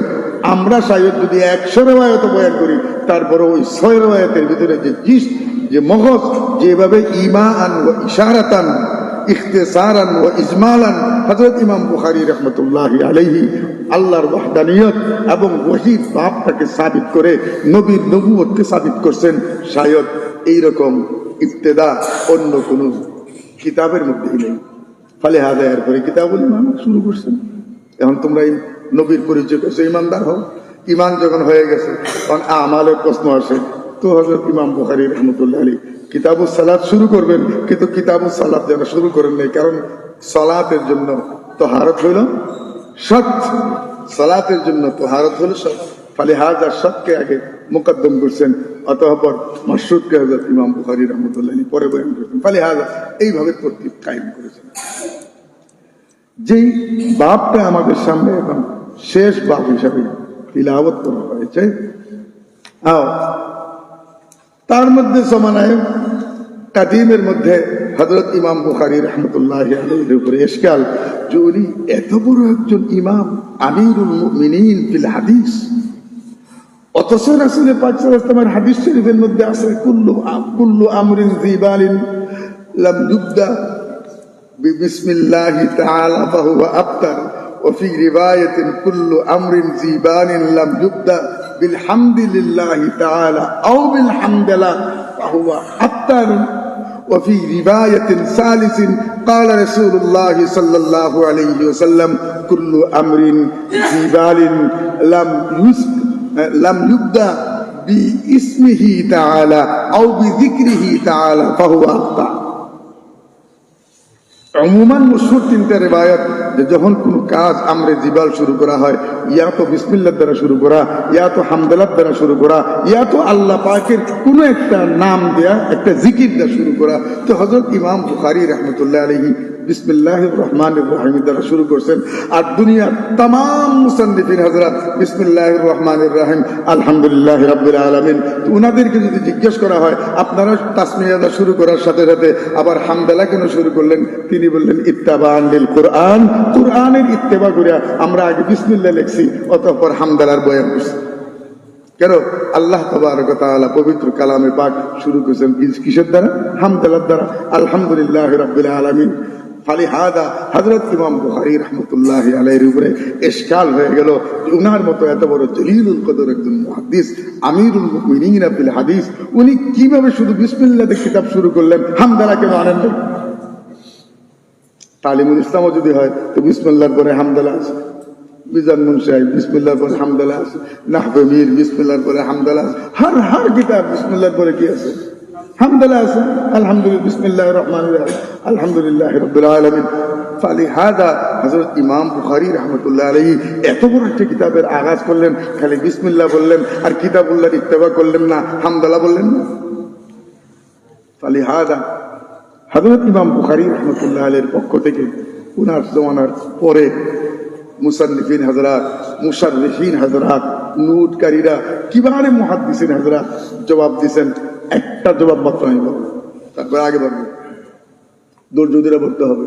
আমার উস্তাদ যদি 3 ঘন্টা খুতবা বুখারী করে দেন, তা আমার কণ্ঠে 1 ঘন্টা বলার সুযোগ দিতে হবে, সংক্ষেপ করতে হবে। তো হযরত ইমাম বুখারী রাহমাতুল্লাহি আলাইহি তাসমিয়ার দ্বারা শুরু করলেন, হামদালার দ্বারা শুরু করলেন না। তো নবী পাক সাল্লাল্লাহু আলাইহি ওয়াসাল্লামের সবচাইতে বড় মুত্তাবে সুন্নাত ছিলেন হযরত ইমাম বুখারী রাহমাতুল্লাহ আলাইহি, তো ওনার উপরে এশকাল করা হলো যে উনি এত বড় সুন্নতের পায়েদার পাবন, নবী পাক সাল্লাল্লাহু আলাইহি ওয়াসাল্লামের সুন্নাত হর আন ও ফান, হর কাজের মধ্যে নবী পাক সাল্লাল্লাহু আলাইহি ওয়াসাল্লামের সুন্নতের ইত্তেবা করেন, আর ওনার জীবনে এত বড় একটা কাজ করলেন, বিসমিল্লাহর পরে হামদালা, উনি হামদালার দ্বারা শুরু করলেন না, তো উনি তো নবী পাক সাল্লাল্লাহু আলাইহি ওয়াসাল্লামের সুন্নতের উপরে আমল করেন না। কেননা আল্লাহ রাসূল তো এটাও বলতেন, কুল্লু আমরিন জিবালিন লাম ইউবদা বিহামদিল্লাহি তাআলা আও বিল হামদালা ফাহুয়া আবতার। দুম কাটা হয়। নবী পাক সাল্লাল্লাহু আলাইহি ওয়াসাল্লামের সওয়ারিহ উমরি, এই পুরা হাদিস শরীফের জখিরা আর কোরআন কারীম তো আছে, এগুলো একসাথে ঘুরে চয়ন করলে বুঝলে দেখা যায় নবী পাক সাল্লাল্লাহু আলাইহি ওয়াসাল্লাম দুই ধরনের ইবতেদা দুই ভাবে করতেন। কয় ধরনের ইবতেদা? দুই ধরনের ইবতেদা দুই ভাবে করতেন। এক ইবতেদা হলো তাকরিরি, অর্থাৎ বয়ান। আল্লাহ রসুল যখন বয়ান করতেন, আল্লাহ রসুল যখন বয়ান করতেন, তখন নবী পাক সাল্লাল্লাহু আলাইহি ওয়াসাল্লাম হামদালার দ্বারা শুরু করতেন। দেখো রিওয়ায়াতের ভিতরে একদম মিশকাত শরীফ থেকে নিয়ে আরো বিভিন্ন কিতাবে রাসূল পাক সাল্লাল্লাহু ফাহামিদাল্লাহ ওয়া আসনা আলাইহি, ফাহামিদাল্লাহ ওয়া আসনা আলাইহি, ফাহামিদাল্লাহ ওয়া আসনা আলাইহি। আল্লাহ পাকের হামদ করছেন, আল্লাহর প্রশংসা করছেন, তারপরে বলছেন আম্মা বাদ, আম্মা বাদ, আম্মা বাদ। যখন বয়ান করতেন তো নবী পাক সাল্লাল্লাহু আলাইহি ওয়াসাল্লাম মুখতাসর হোক আর মুতাওয়াসিত হোক আর মুতাওয়াল হোক, মিশকাত শরীফ জিলদে আওয়াল যে খুতবা দিয়ে শুরু করা হয়েছে, এই খুতবাও মাসনুন, নবী পাক সাল্লাল্লাহু আলাইহি ওয়াসাল্লাম এই খুতবাও পাঠ করতেন, হাদিস শরীফে মওজুদ আছে। ফালিহাদা নবী পাক সাল্লাল্লাহু আলাইহি ওয়াসাল্লাম তাকরীর বা বয়ানের যে ইবতেদা করতেন, এই ইবতেদা হইতো হামদালার দ্বারা, আল্লাহর হামদ। আর নবী পাক সাল্লাল্লাহু আলাইহি ওয়াসাল্লাম যখন কোন তাহরীরের ইবতেদা করতেন, কোন লেখার যখন ইবতেদা করতেন, আল্লাহ রাসূল তো লিখতে পারতেন না, সাহাবায়ে কেরাম যখন যেটা লিখতেন বলতেন লেখার জন্য, তো নবী করিম সাল্লাল্লাহু আলাইহি ওয়াসাল্লামের লেখার যে ইবতেদা হইতো, এই ইবতেদা কোরআনে কারীমের অনুসরণ করে নবী পাক সাল্লাল্লাহু আলাইহি ওয়াসাল্লাম বিসমিল্লাহির রহমানির রহিমের দ্বারা লেখা শুরু করতেন, আর কোরআনে কারীমের দলিল পেশ করতেন। আগে পেশ করছেন, হাদিস শরীফে আছে, ইন্নাহু মিন সুলাইমানা ওয়া ইন্নাহু বিসমিল্লাহির রহমানির রহিম। হযরত সুলাইমান আলাইহিস সালাতু ওয়াস সালাম ওয়াকিআ, সুলাইমান আলাইহিস সালাতু ওয়াস সালাম যখন বিলকিসের কাছে চিঠি লিখলেন, কি লিখলেন? ও চিঠির 1200 হাত কোরআনে কারীমে আল্লাহ বয়ান করছেন, শুরু কি দিয়া? বিসমিল্লাহ, ইন্নাহু মিন সুলাইমানা। এই চিঠিটা সুলাইমান নবীর পক্ষ থেকে, ওয়া ইন্নাহু বিসমিল্লাহির রহমানির রহিম। চিঠির বক্তব্য শুরু করলাম আমি বিসমিল্লাহির রহমানির রহিমের দ্বারা। এই ইসিম, এই তাসমিয়া আল্লাহ পাক রব্বুল আলামিন এই উম্মতের জন্য দান করেছেন, এবং নবী পাক সাল্লাল্লাহু আলাইহি ওয়াসাল্লাম বলছেন তোমাদের সকল কাজ বিসমিল্লাহ দ্বারা শুরু করো, আর নবী পাক সাল্লাল্লাহু আলাইহি ওয়াসাল্লাম বিসমিল্লাহ দ্বারা শুরু করতেন।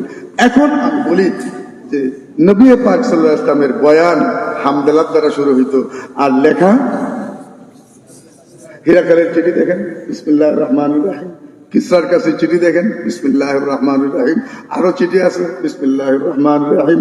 সূরা হুদায়বিয়া দেখেন প্রথমেই লেখা আছে বিসমিল্লাহির রহমানির রহিম। এরা তো প্রতিবাদই করলো এই কথা, মা নালমা রহমান আর রহিম।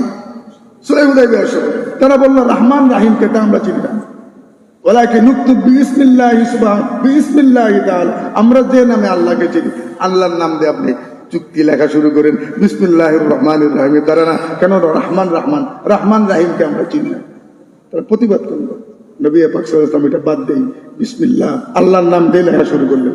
তার মানে হলো লেখা জাতীয় যত ইবতেদা নবী পাক সাল্লাল্লাহু আলাইহি ওয়াসাল্লামের ছিল, এটা হামদালার দ্বারা করতেন না, কিসের দ্বারা করতেন? বিসমিল্লাহ দ্বারা করতেন। এখন মীমাংসা আপনারাই করতে পারবেন। কি মীমাংসা? যে এই যে বুখারী শরীফ হযরত ইমাম বুখারী রাহমাতুল্লাহি আলাইহি ইবতেদা করছেন, এটা কি বয়ান না লেখা? তাহলে সাওয়ানিহ উমরাতুন নবীর সুন্নাত তরিকা কি পাওয়া যায়? লেখা শুরু করতেন বিসমিল্লাহ দ্বারা, আর তাকরীর বয়ান শুরু করতেন আল্লাহর হামদের দ্বারা। তো হযরত ইমাম বুখারী রাহমাতুল্লাহি আলাইহি এটা তো তাকরীর করতেছেন না, বয়ান করতেছেন না, লিখতেছেন, যার কারণে লেখাটা শুরু করছেন তাসমিয়ার দ্বারা। সুতরাং হযরত ইমাম বুখারী রাহমাতুল্লাহি আলাইহি আইনে সুন্নতের উপরে আমল করেছেন, আইনে সুন্নতের উপরে আমল করেছেন। ফলা ইশকাল, আর কোনো প্রশ্ন থাকার কথা নেই। এরপরে এখানে আরো কথা আছে, বিসমিল্লাতে কেন শুরু করলেন আরো যদি বলি শেষ আর যাইতেই পারবো না, কেন দোয়া করে দিতে হবে।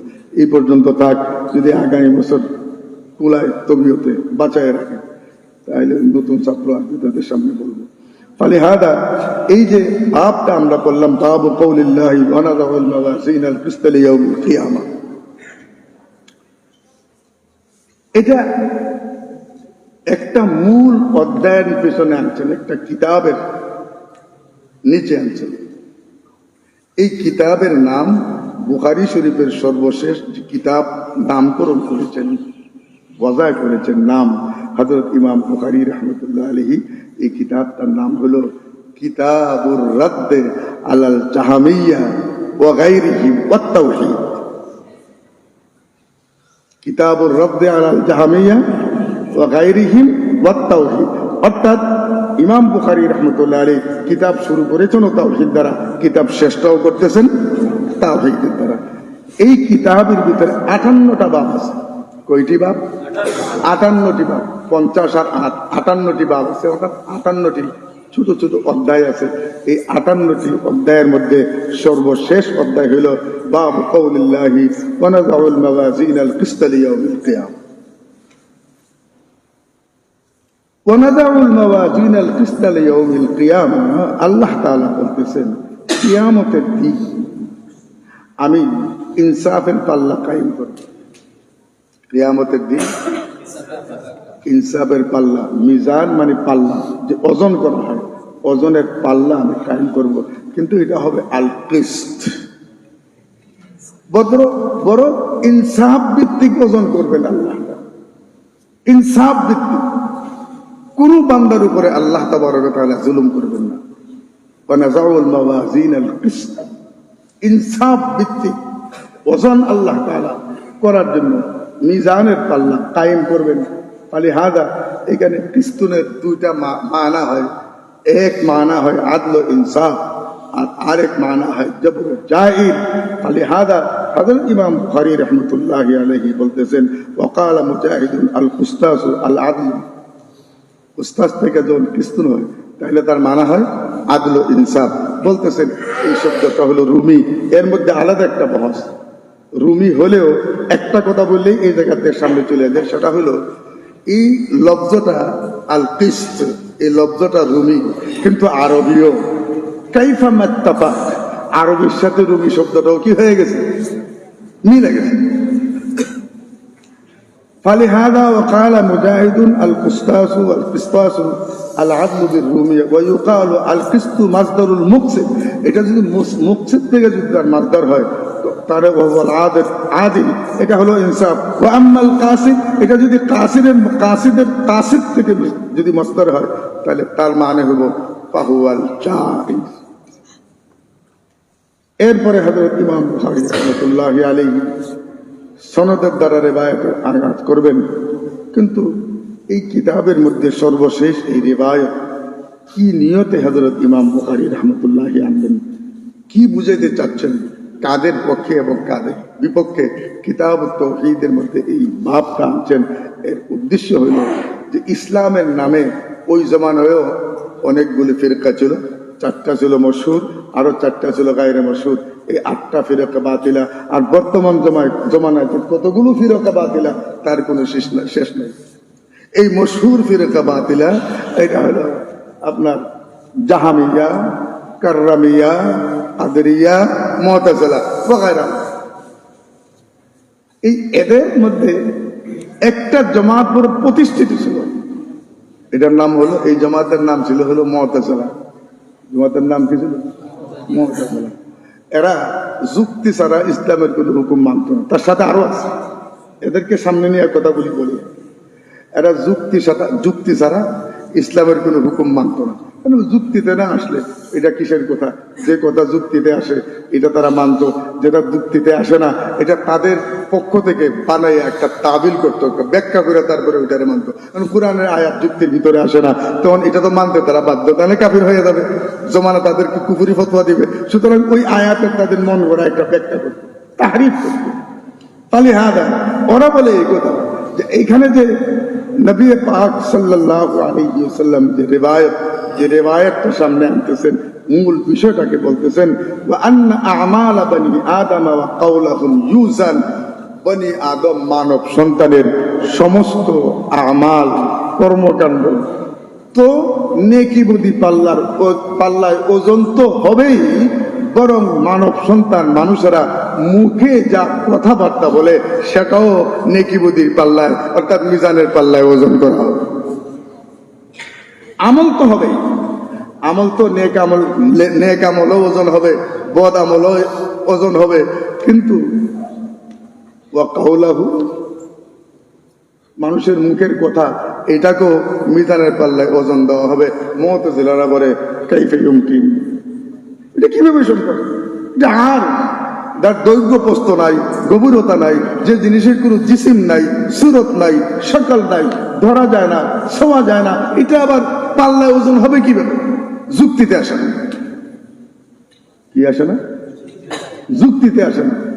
এই যুক্তিবাদীদের যুক্তি খণ্ডন করার জন্য, খণ্ডন করে আল্লাহর ওয়াহদানিয়তকে সাবিত করে আখিরি একটা সবকের মাধ্যমে হযরত ইমাম বুখারী রাহমাতুল্লাহি আলাইহি এই রিওয়ায়াতের মাধ্যমে ময়দানে মাহশরে আল্লাহ পাক কোরআনে কারীমের জায়গায় জায়গায় মিজানের কথা বলেছেন, জায়গায় জায়গায় মিজানের কথা বলেছেন, সূরা আর রহমানও বলেছেন।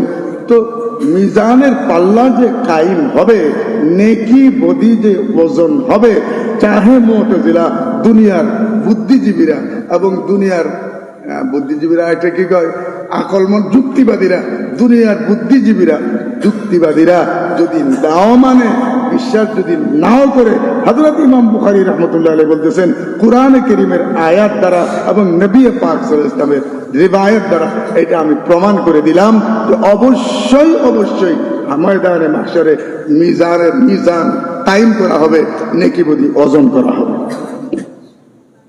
এখানে আমি মুক্তসর ওই কিছু কথা একটা ওয়াকিয়া বলি, ওয়াকিয়া বলার কারণে জিনিসটা সাফ হয়ে গেল।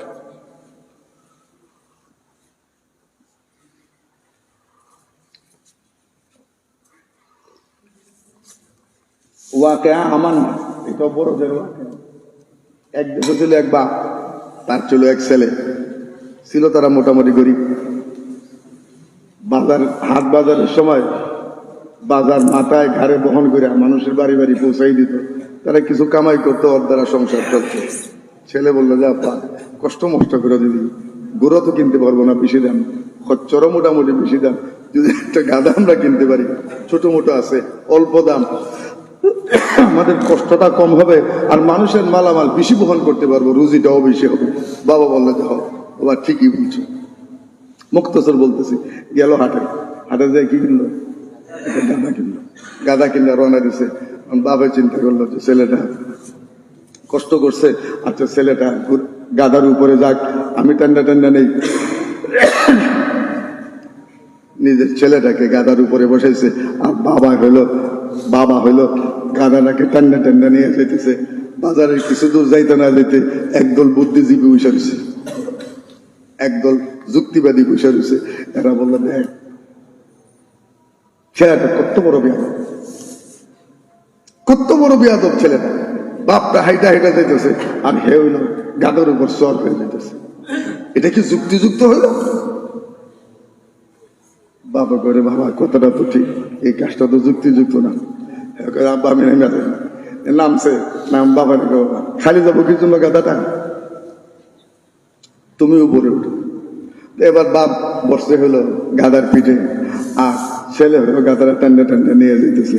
কিছু দূরে যেয়ে আরেক দল বুদ্ধিজীবীর সাথে সাক্ষাৎ আছে না, রাস্তায় মুড়ে বৈশা বুদ্ধিজীবীরা বুদ্ধি ফেরি করে, এইটি দীক্ষা দেখ দেখ দেখ দেখ দেখ দেখ বাপটা কত বড় নিষ্ঠুর, নিজে যায় গাদার উপর সর হইয়া আর বাচ্চাটারে হাঁটাই নিতেছে। কেতনা বড় নিষ্ঠুরী বাপ। বাবা করে বেটা কথাটা তো যুক্তিযুক্ত, হ্যাঁ, বাপ যায় সর হইয়া বাচ্চাটারে হাঁটায় নেয়, এটা কি যুক্তিযুক্ত হইল? এটা কি আকলে মানে? বাপ কয় বাবা আমি নামতেছি। বাবা নামছে, তখন গুড়ার পৃষ্ঠ খালি, দুজনে কেউ আগে কেউ পিছনে গাদা নিয়ে যাইতেছে। এরপর আরেক দল বুদ্ধিজীবী দেখা কয়, দেখ বেকুব কি মানুষ এতনা বড় বেকুব হয়?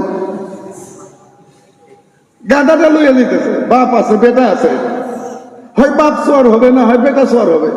খালি গাদারে একজন আগে একজন পিছনে টান্ডা লইয়া দিতেছে, কেতনা বড় বেকুব বাপ বেটা দিও না। এটা কি যুক্তিযুক্ত হলো? যে আসলে এটাও তো যুক্তিযুক্ত না, তখন কি করব? দুজন হাইটে যাইতেছি, কারণ যুক্তিবাদী রেখো এটাও যুক্তিযুক্ত না। বাবার নাম বুঝলাম, আমাদের কোনো কাজে যুক্তিযুক্ত হলো না। নামছে, নাম্বা গাদারে ফালাইছে, ফালাই আর দুইটা করে ট্যাঙ্ক বানছে, দুইটা করে সামনের দুইটারে বানছে, পিছনের দুইটারে বানছে, এটারে শীত করেছে। দুই ট্যাঙ্কের ভিতর একটা বাঁশ ঢুকেছে, এক মাথা বাবার গাড়ে, আরেক মাথা ছেলের গাড়ে। বলছে যে এবার যুক্তিযুক্ত হয়েছে। এখন যুক্তিবাদীরা আর কিছু কয় না, এখন যে চাইতেছে গাদা কাঁদে লইয়া দিয়ে বাপ বেটা, এখন যুক্তিবাদীরা কিছু কইতেছে না। এই জন্য বলা হয় কোরআন এবং হাদিসের ক্ষেত্রে, কোরআন এবং হাদিসের ক্ষেত্রে, ইসলামের কাওয়ানিনের ক্ষেত্রে, আহকাম এর ক্ষেত্রে, ঈমান ও আমালের ক্ষেত্রে যারা যুক্তির ঘোড়া দৌড়ায়, এরা কোনোদিন যুক্তির ঘোড়ার পৃষ্ঠে সওয়ার হইতে পারে না, ঘোড়াই তাদের পিঠে সওয়ার, ঘোড়াই তাদের পিঠে। সঙ্গত কারণে হযরত ইমাম বুখারী রাহমাতুল্লাহ আলাইহি বলেন, আয় মুতাজিলার দলেরা, যুক্তির ঘোড়া বেশি দৌড়াইস না রে, ঘোড়ার পিঠে বেশিক্ষণ থাকতে পারবি না, ঘোড়া তোর পিঠে সওয়ার হইবে। এই জন্যই হযরত ইমাম বুখারী রাহমাতুল্লাহি আলাইহি এখানে এই রিওয়ায়াতটা এনে এবং তরজমাতুল বাব কায়েম করে হযরত ইমাম বুখারী রাহমাতুল্লাহি আলাইহি বুঝাই দিলেন এই কথা, যুক্তির ঘোড়া দৌড়াইয়া পারবে না, যুক্তির ঘোড়া দৌড়াইতে গেলে যুক্তির ঘোড়ার পিঠে সওয়ার হওয়া তোদের কপালে জুটবে না, ওই যুক্তির ঘোড়ায় তোদের গাড়ি সরে। ফলে হাদা 2 নম্বর কথা হলো আহমদ ইবনে আশকার, হযরত ইমাম বুখারী রাহমাতুল্লাহি আলাইহির উস্তাদ আহমদ হামিম দাল মাত্তা, এটাও হাম আজীব ফেরাসত হযরত ইমাম বুখারী রাহমাতুল্লাহি আলাইহি, যে ইমাম বুখারী রাহমাতুল্লাহি আলাইহি বুখারী শরীফের ভিতরে যে প্রথম রিওয়ায়াত আনছেন, এই রিওয়ায়াতটা ইমাম বুখারী রাহমাতুল্লাহি আলাইহির উস্তাদ হযরত ইমাম হুমায়দি রাহমাতুল্লাহি আলাইহির কাছ থেকে আনছেন। তালিব ইলমরা খুব ভালোভাবে, উস্তাদরা তো জানেনই। বুখারী শরীফের প্রথম রিওয়ায়াত ওনার উস্তাদ হযরত ইমাম হুমায়দি, মাদ্দা হলো হামদুন, আর বুখারী শরীফের শেষ রিওয়ায়াত হযরত ইমাম বুখারী রাহমাতুল্লাহি আলাইহির উস্তাদ আহমদ, এটাও হামদুন। গুয়া কি হযরত ইমাম বুখারী রাহমাতুল্লাহি আলাইহি হামদের দ্বারা কিতাব শুরু করেছেন, হামদের দ্বারা এই কিতাব শেষ করেছেন। এই ফেরাসত তো আল্লাহর কাউকে দান করেন নাই, এটা হযরত ইমাম বুখারী রাহমাতুল্লাহি আলাইহি দান করেছেন। শেষ রিওয়ায়াতটা হযরত ইমাম বুখারী রাহমাতুল্লাহি আলাইহি সাহাবী রাসূল হযরত আবু হুরায়রা রাদিয়াল্লাহু তাআলা আনহুর কাছ থেকে আনছেন। বড় তাৎপর্যপূর্ণ। লাখো সাহাবায়ে কেরাম আছেন, সেখান থেকে একজন সাহাবী, নাম কি? হযরত আবু হুরায়রা রাদিয়াল্লাহু তাআলা আনহু থেকে এই রিওয়ায়াত এনে হযরত ইমাম বুখারী রাহমাতুল্লাহি আলাইহি এমন একটা ইশারা করেছেন, শুধু এই কথাটার ব্যাখ্যা 2-1 ঘন্টার দরকার, যে হযরত ইমাম বুখারী রাহমাতুল্লাহি আলাইহি হযরত আবু হুরায়রা রাদিয়াল্লাহু তাআলা আনহু থেকে শেষ রিওয়ায়াতটা কেন আনলেন, আর প্রথম রিওয়ায়াতটা হযরত উমর ইবনে খাত্তাব রাদিয়াল্লাহু তাআলা আনহু থেকে আনছেন। প্রথম রিওয়ায়াত বিলকুল একেবারে উমর তো উমর। হযরত নবী করিম সাল্লাল্লাহু আলাইহি ওয়াসাল্লাম বলতেন, হাদিস শরীফে সবাই পড়ছে যে উমর, আপনি যে রাস্তায় হাঁটেন শয়তান এই রাস্তায় কোনোদিন আসে না। মানুষ তো মানুষ, যে শয়তান সবাই ধোঁকা দেয়, এই শয়তান হযরত উমর রাদিয়াল্লাহু তাআলা আনহুর চেহারার সামনে আসতে ভয় পাইত। হযরত উমর যে রাস্তায় দিতেন, রাস্তা পরিবর্তন করে শয়তান আরেক রাস্তায় হাঁটত। তো আমিরুল মুমিনিন হযরত উমর ইবনে খাত্তাব রাদিয়াল্লাহু তাআলা আনহু সাহাবী রাসূল থেকে প্রথম রিওয়ায়াত আছে, ইশারা। এই যে কথাগুলো বলতেছি, তোমাদের 10 বছর মোতালা লাগবে এই কথাগুলো বুঝতে পাইতে। এখানের মধ্যে হিকমত আছে। কিতাবের শুরুতে হযরত ওমর রাদিয়াল্লাহু তাআলা আনহুর কাছ থেকে এই রিওয়ায়াত আনলেন, আর কিতাবের শেষে একজন সুফি সাহাবী হযরত আবু হুরায়রা রাদিয়াল্লাহু তাআলা আনহুর কাছ থেকে আনলেন। প্রথম রিওয়ায়াত হযরত উমর ফারুক রাদিয়াল্লাহু তাআলা আনহু, উমর ইবনে খাত্তাব রাদিয়াল্লাহু তাআলা আনহু মাধ্যমে সাহাবে রাসূল প্রথম রিওয়ায়াত এনে হযরত ইমাম বুখারী রাহমাতুল্লাহি আলাইহি বুঝাইলেন, ইলমে দ্বীন যদি তার কেউ হাসিল করতে চায়, ইলমে হাদিসের কেউ যদি তালেবে ইলম হইতে চায়, শিখতে চায়, সেই হযরত উমর রাদিয়াল্লাহু তাআলা আনহুর মতো বা হিম্মত মর্দে মুজাহিদ হইতে হবে।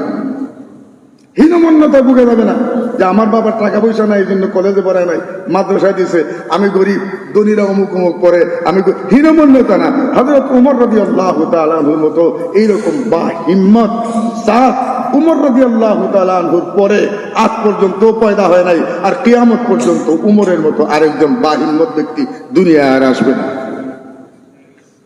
এই জন্য 1994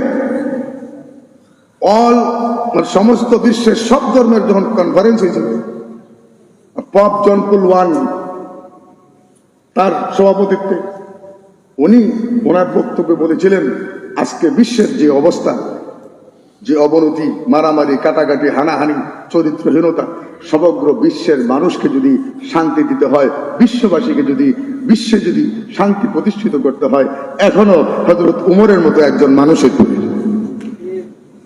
আমাকে উমরের মতো একজন মুসলমান আমার সামনে হাজির করেন, আমি মুসলমান হব, আর ওই উমরের অধীনে সারা বিশ্বে শান্তি প্রতিষ্ঠা লাভ। এই উমর রাদিয়াল্লাহু তাআলা আনহু থেকে প্রথম রিওয়ায়াত সাহাবী রাসূল হযরত ইমাম বুখারী রাহমাতুল্লাহি আলাইহি ইশারা দিয়েছেন যে উমর রাদিয়াল্লাহু তাআলা আনহু সাওয়ানিল উমরি পড়ো রাসূল পাক সাল্লাল্লাহু আলাইহি ওয়াসাল্লাম হযরত উমর সম্পর্কে কি বলেছেন, হযরত উমর রাদিয়াল্লাহু তাআলা আনহু কি কারনামা, সাহাবী রাসূল হয়ে নবীর কাছে হাদিসের দরস নিয়ে অর্ধেকটা পৃথিবীর চালানোর যোগ্যতা যদি উমর রাদিয়াল্লাহু তাআলা আনহু অর্জন করতে পারেন, এখনো এই যুগের মানুষ বুখারী শরীফ পড়ে পড়ে সমগ্র পৃথিবীর নেতৃত্ব দেওয়ার মতো যোগ্যতা অর্জন করতে পারে। ইশারাতুন ইলা হাদা, এই দিকটা ইশারা করে। আর সর্বশেষ রিওয়ায়াত আনছেন হযরত আবু হুরায়রা রাদিয়াল্লাহু তাআলা আনহু, সুফি সব মানুষ, কিন্তু হিব্বে রাসূল, আল্লাহ রাসূল সাল্লাল্লাহু আলাইহি ওয়াসাল্লামের মুহাব্বত হযরত আবু হুরায়রা রাদিয়াল্লাহু তাআলা আনহুর মধ্যে এত গালিব ছিল, এত গালিব ছিল, এত গালিব ছিল, হযরত আবু হুরায়রা রাদিয়াল্লাহু তাআলা আনহু যখন ক্ষুধা লাগতো বেশি, অপেক্ষা করতেন আল্লাহ রাসূল কখন মসজিদে নববীতে আসতেন, রাসূলের চেহারার দিকে চাইয়া নবীদের খেদমতে বসে যেতেন। হযরত আবু হুরায়রা রাদিয়াল্লাহু তাআলা আনহু 3 দিনের উপবাস থাকলেও তিনি তার ভূখ পিয়াসা ভুলে যেতেন। কত বড় মুহাব্বে রাসূল ছিলেন হযরত আবু হুরায়রা। মনে রাখো, হযরত ইমাম বুখারী রাহমাতুল্লাহি আলাইহি ইমাম ও ইশারা বোঝা বড় কঠিন। সোহবত নিতে হবে, আকাবিরিনদের দর্শে বসতে হবে। শেষ রিওয়ায়াত আনছেন কার কাছ থেকে? তালেবে ইলম, ইলমে হাদিস হাসিল করনে वाला তোমরা দেখো যে হযরত আবু হুরায়রা রাদিয়াল্লাহু তাআলা আনহু কোন নেহেজে কিভাবে ইলমে দ্বীন হাসিল করেছেন, হাদিস হাসিল করেছেন। হযরত আবু হুরায়রা রাদিয়াল্লাহু তাআলা উপবাস কয়দিন আল্লাহু আ'লাম, এত ক্ষুধা লাগছে, পাগল হয়ে গেছেন, সেন্সলেস হয়ে গেছেন। আহলে আরবের একটা রেওয়াজ ছিল যে মানুষের ঘাড়ে যদি ভূত চর হইতো, ঘাড়ে পাড়াইলে পরে ভূত চলে দিত।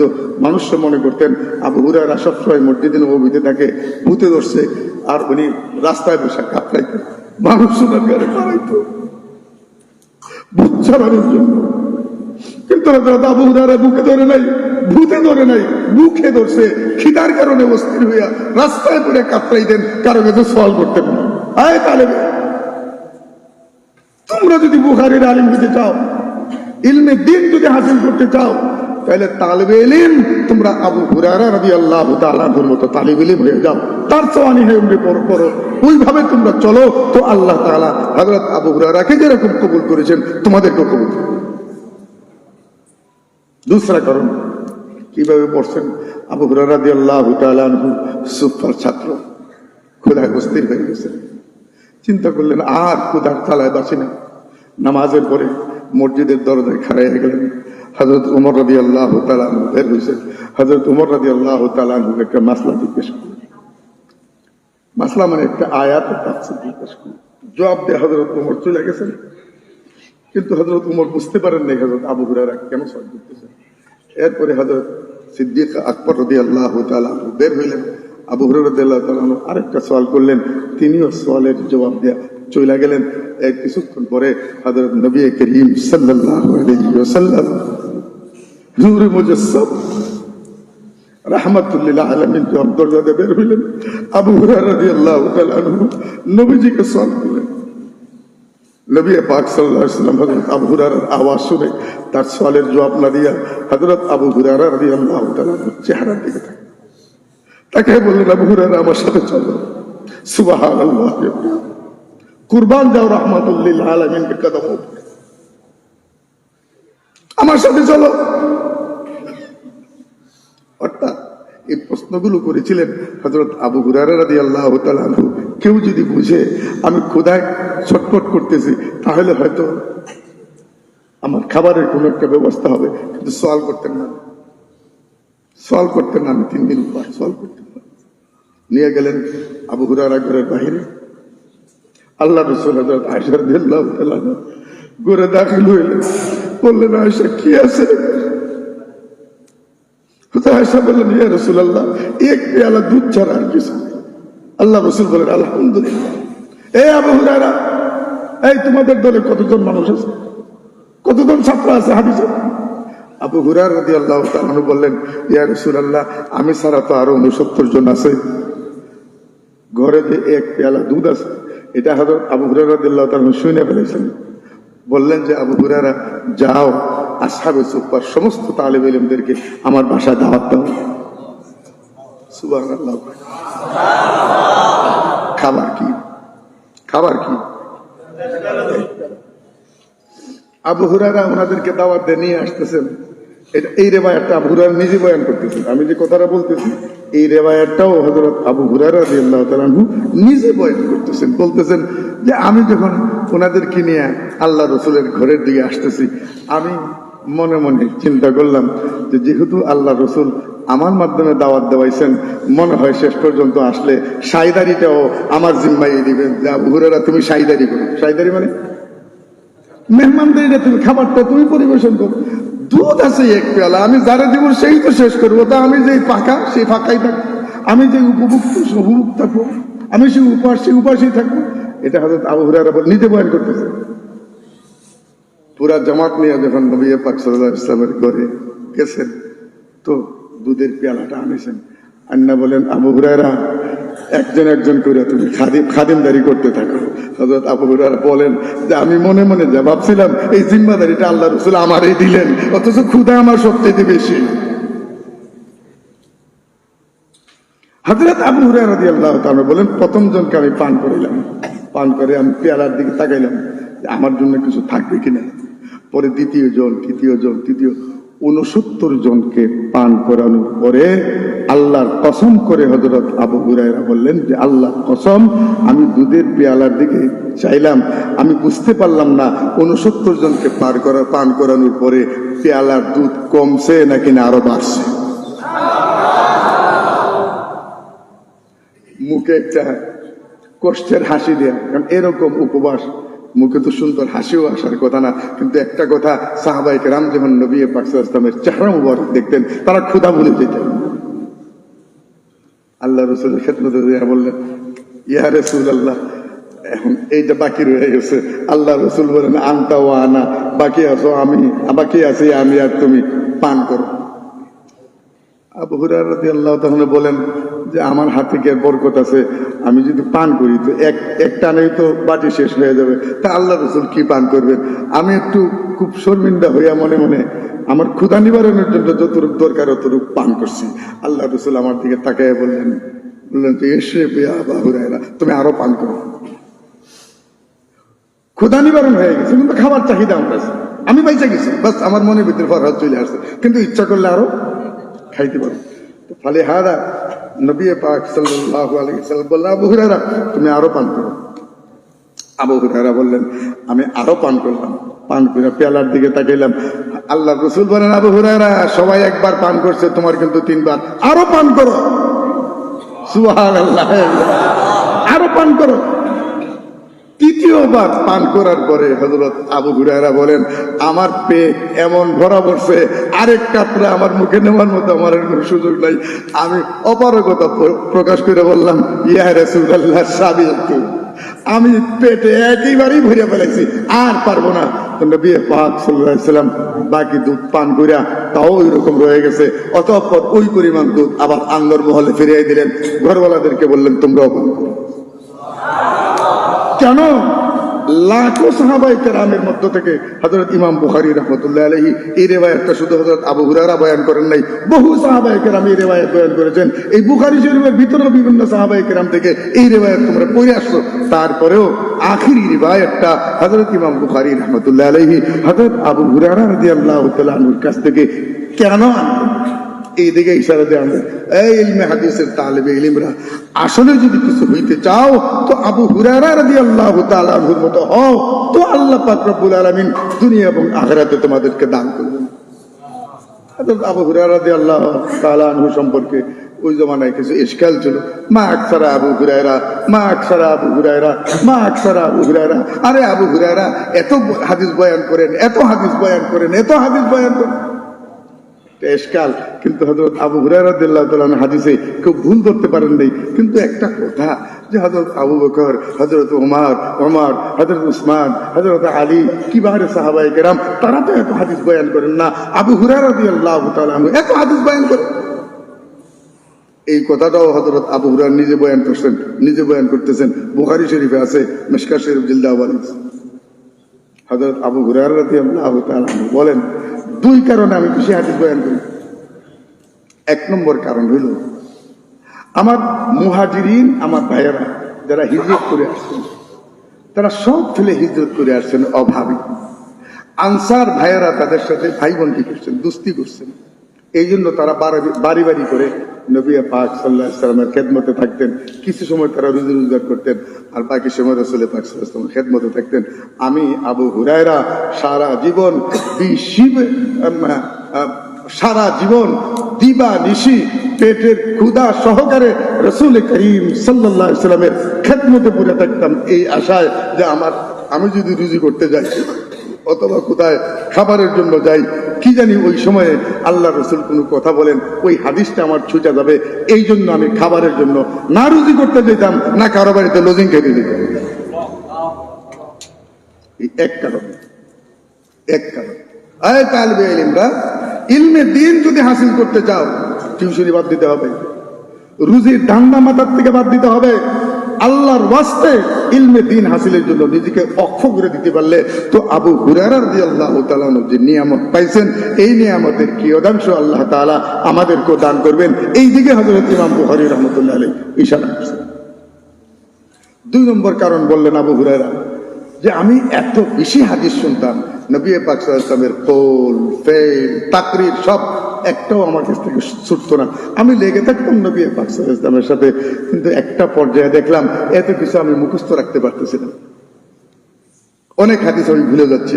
আমি নবী পাক সাল্লাল্লাহু আলাইহি ওয়াসাল্লামের খেদমতে হাজিরিয়া বললাম, ইয়া রাসূলুল্লাহ, আমি তো অনেক হাদিস পড়ি, অনেক হাদিস শিখি, আমি তো ভুলে যাই হুজুর। قال رسول الله صلى الله عليه وسلم উবসুদ রিদাআকা, এই আবু হুরায়রা, তোমার গায়ের চাদরটা একটু খুললাম, ফেলাইয়া ধরো, খুলে ধরো। আগে তো চাদরই পড়তেন, এটাই তো জামা ছিল। উবসুদ রিদা, তোমার চাদরটা খুলো। কালা আবু হুরায়রা ফাবাসাতু রিদাই, আল্লাহ রাসূলের এই কথার পরে আমি আমার গায়ের চাদরটা খুইলা তুইও হাত দিয়ে বিছাইয়া ধরলাম।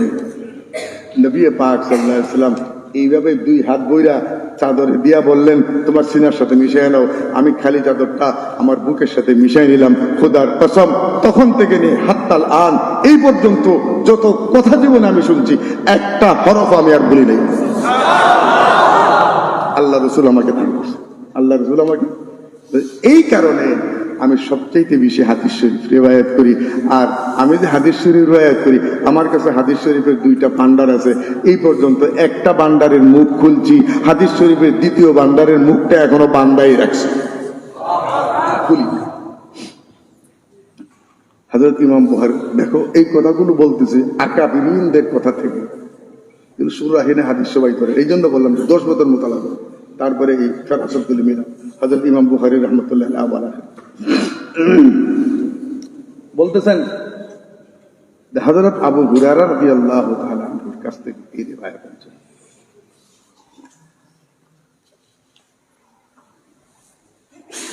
রিওয়ায়াতটা কি? قال النبي صلى الله عليه وسلم كلمتان حبيبتان 12 নম্বর বহসের এখানের মধ্যে একটা বহস। সামনে হলো কালাম, বাক্য আনছেন, আর রিওয়ায়াতের মধ্যে হলো কালিমা। কালিমার বাক্যের মধ্যে কালিমাতুল লাফজিন নুজিয়াল ইমানান, কথা বলেন না মুফরাদ, কিন্তু পরে যে বাক্য আনছেন, জুমলা আনছেন, কালিমা আনেন, এটা ওজন মিলানোর জন্য আনা হয়েছে। আর এরকম আমাদের সমাজের মধ্যেও ইসলামের মধ্যে মাহাবরা আছে, যেমন কালিমায়ে তয়্যিবা, এটা কি কালিমা না কালাম? লা ইলাহা ইল্লাল্লাহু মুহাম্মাদুর রাসূলুল্লাহ, কালিমায়ে শাহাদাত, এটা কি কালিমা না কালাম? আশহাদু আল্লা ইলাহা ইল্লাল্লাহু ওয়া আশহাদু আন্না মুহাম্মাদুর রাসূলুল্লাহ, ফালিহাযা ফালা হারাজ, কালিমাতান হাবিবাতান ইলার রহমান।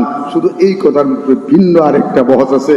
আল্লাহ পাক রব্বুল আলামিন যে 99টা সিফাতি নাম এই উম্মতকে দান করেছেন, 99টা সিফাতি নামের থেকে নবী পাক সাল্লাল্লাহু আলাইহি ওয়াসাল্লাম রহমান নামটা কেন চয়ন করলেন, ইন্তেখাব করলেন?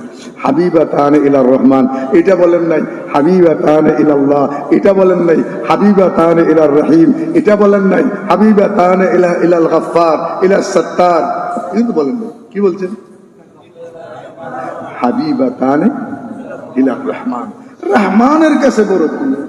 এখন এখানে কি বহস বলবো, বহলার এই পর্যন্ত কাম, শুধু তর্জমা।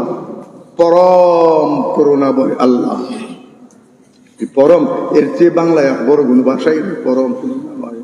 এটা নবী পাক সাল্লাল্লাহু আলাইহি ওয়াসাল্লাম আল্লাহর জাতের এই নামটা হাবিবাতান ইলার রহমান চয়ন করেছেন।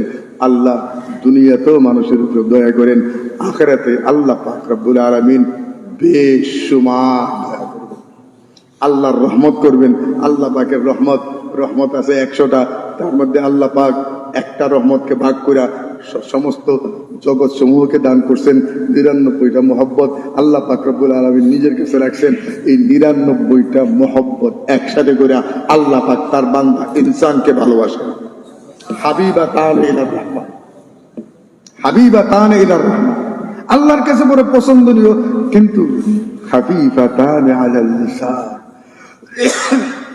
জবানে উচ্চারণে বড় হালকা। বলে উচ্চারণে হালকা কেন? আরবির মধ্যে যদি উচ্চারণে কষ্ট হয়, হরুফে মুস্তালিয়া ইস্তালা থাকলে বলে কষ্ট হয়, এই দুইটা বাক্যের মধ্যে কোনো হরুফে মুস্তালিয়া নাই। এই জন্য নবী পাক সাল্লাল্লাহু আলাইহি ওয়াসাল্লাম বলতেছেন খাফিফাতান আলাল লিসান, দুইটি বাক্য উচ্চারণে বড় সহজ, দুইটি বাক্য। তো আমার শেখ রহমতুল্লাহ আলাইহি এখানে ইশকাল করছিলেন যে দুইটি মাত্র কালাম আর জবানে বড় হালকা পাতলা, এর আর কি মর্যাদা হবে আল্লাহর কাছে? নবী পাক সাল্লাল্লাহু আলাইহি ওয়াসাল্লাম এই কথার জবাব দিতেছেন যে হ্যাঁ, বাক্য দুইটা হইলেও আর জবানে হালকা পাতলা হইলেও সাকিলাতান ফিল মিজান, সাকিলাতান ফিল মিজান, এই দুইটা বাক্য মিজানের পাল্লায় অনেক ভারী হবে। তর্জমাতুল বাব মিলাও, ওয়ানাযাউল মাওয়াজিনাল কিসতা লিয়াউমিল কিয়ামা, তর্জমাতুল বাব সাবিত। সাকিলাতান ফিল মিজান, মিজানের পাল্লায় এই দুইটি কালিমা অনেক ভারী হবে। তার মানে হলো মিজানের পাল্লায় বান্দাদের আমল নামা, বদ আমল, নেক আমল ওজন করা হবে। এই রিওয়ায়াতের দ্বারা এটা সাবিত হয়ে গেল। বাকি হলো আল্লাহ তাআলা যে মিজান কায়েম করবেন, এই মিজানটা কত বড় হবে, মিজানটা কত বড় হবে। মিজান সম্পর্কে আমার শেখ বলেছেন, শোনো, মিজানের দুইটা পাল্লা থাকবে, দুই পাল্লা ঝুলানোর জন্য একটা ডান্ডা থাকবে, যেরকম দুনিয়ার মধ্যে মিজান ডান্ডা ধরার মতো ব্যবস্থা থাকবে, আর সুইয়ের মতো কাটা থাকবে, যে সামান্যতম যাতে ইনসাফের বরখেলাপ না হয়। এক একটা পাল্লা এত বড় হবে যে সমস্ত দুনিয়া যদি পাল্লায় উঠাইয়া দেওয়া হয়, সাতও জমিন ওই এক পাল্লার ভিতরে জায়গা হয়ে যাবে। এত বড় মিজানের পাল্লা এত বড় হবে। এই পাল্লার জুবান থাকবে, পাল্লা কথা বলবে। বাকি আরেকটা কথা রয়ে গেছে, যে এটা কি আমেলকে ওজন করা হবে না আমল নামাকে ওজন করা হবে? অর্থাৎ যে বান্দা আমল করছে, নেক আমল বদ আমল, তাকে কি পাল্লায় ওজন করা হবে নাকি নামায় আমালকে ওজন করা হবে? তো মশহুর উলামা হযরতের রায় অনুযায়ী এখানে অনেকগুলি আকওয়াল আছে যে আল্লাহ তাআলা মিজানের পাল্লায় মানুষের আমল নামাকে ওজন করবেন। যেমন একটা হাদিস আছে তিরমিজি শরীফে, আবু দাউদ শরীফও আছে ওই রিওয়ায়াতটা, যে হাদিসকে হাদিসে বেতাকা বলা হয়। যে হাদিসকে হাদিসে আল্লাহর এক বান্দাকে মিজানের সামনে ওজন করার জন্য হাজির করবেন। ওই বান্দা সামনে দেখবেন, ওই বান্দা দেখবে যে তার বদ আমলের ৯৯টা দফতর। পাল্লায় ওজন করা হয় না, মিজানে দেওয়া হয় না। এখানে কতটা দফতর? ৯৯টা দফতর হইল বদ আমলের। এক একটা দফতর তার আমল নামা এত বড় যে এইখানে দফতরের এক এক অংশ, দফতরের শেষ পাতা, চোখের ঠিকানা যেখানে শেষ হবে, চোখের দৃষ্টি যেখানে শেষ হবে, অত বড় পর্যন্ত একটা দফতর। এইরকম ৯৯টা দফতর বলা তার বদ আমল হবে। কিন্তু হ্যাঁ, মুসলমান আছে, ইমানদার, এত বেশি তার বদ আমল। তো আল্লাহ পাক তাকে জিজ্ঞেস করবেন, কিরে বান্দা, আল্লাহর পক্ষ থেকে জিজ্ঞেস করা হবে, এই বদ আমল গুলো তোমার? স্বীকার করবে যে আল্লাহ আমার। তোমার এই এত বড় দপ্তর ৯৯টা, এখানে আমার ফেরেশতা কোনো ভুলভ্রান্তি কিছু লেখছেনি? সে বলবে লা ইয়া রাব, এর মধ্যে ভুলভ্রান্তি কিছু নেই। তাইলে এখন তোমার আমল নামাকে ওজন করা হবে। বান্দা বলবে ফেরেশতারে যে ভাই, এ আমার এত বড় বদ আমল, ওজন করার কি দরকার আছে? আমার সম্পর্কে হাসরের ময়দানে আল্লাহ পাক যে ফয়সালা করেন, সেই ফয়সালায় আমি মাথার ধার্য করে নিব, শিরোধার্য আমার যে ফয়সালা করেন। আমার এত বড় বদ আমলের দপ্তর, তার মধ্যে আমার নেক আমল তো সামান্যই হবে, সুতরাং ওজন করার কোনো প্রয়োজন নাই। আল্লাহর পক্ষ থেকে আওয়াজ আসবে, হ্যাঁ ফেরেশতারা, সমস্ত বদ আমল বদির পাল্লায় উঠাও। সমস্ত বদ আমল গুনাহ যখন বদির পাল্লায় উঠাবেন, তখন বদির পাল্লা কি হয়ে যাবে? গুনার পাল্লা ভারী হয়ে যাবে, অনেক বেশি ভারী হয়ে যাবে। আল্লাহর বান্দা তাকায় থাকবে। আল্লাহ পাক রব্বুল আলামিন বলবেন যে আমি তোমার জন্য একটা পারচা আমার কাছে আছে। পারচা মানে চিরকুট, ছোট্ট একটা চিরকুটই তো বলে দেখি, আমার কাছে একটা চিরকুট আছে, আমার কাছে একটা চিরকুট আছে, ছোট্ট একটা মানে টুকরা আছে, লেখা, ফেরেশতা আমার কাছে দে, এই নাও একটা টুকরা, এই টুকরাটা, এই কাগজের টুকরাটা, এই কাগজের টুকরাটা আমার বান্দার নেক আমলের পাল্লায় রেখে দাও।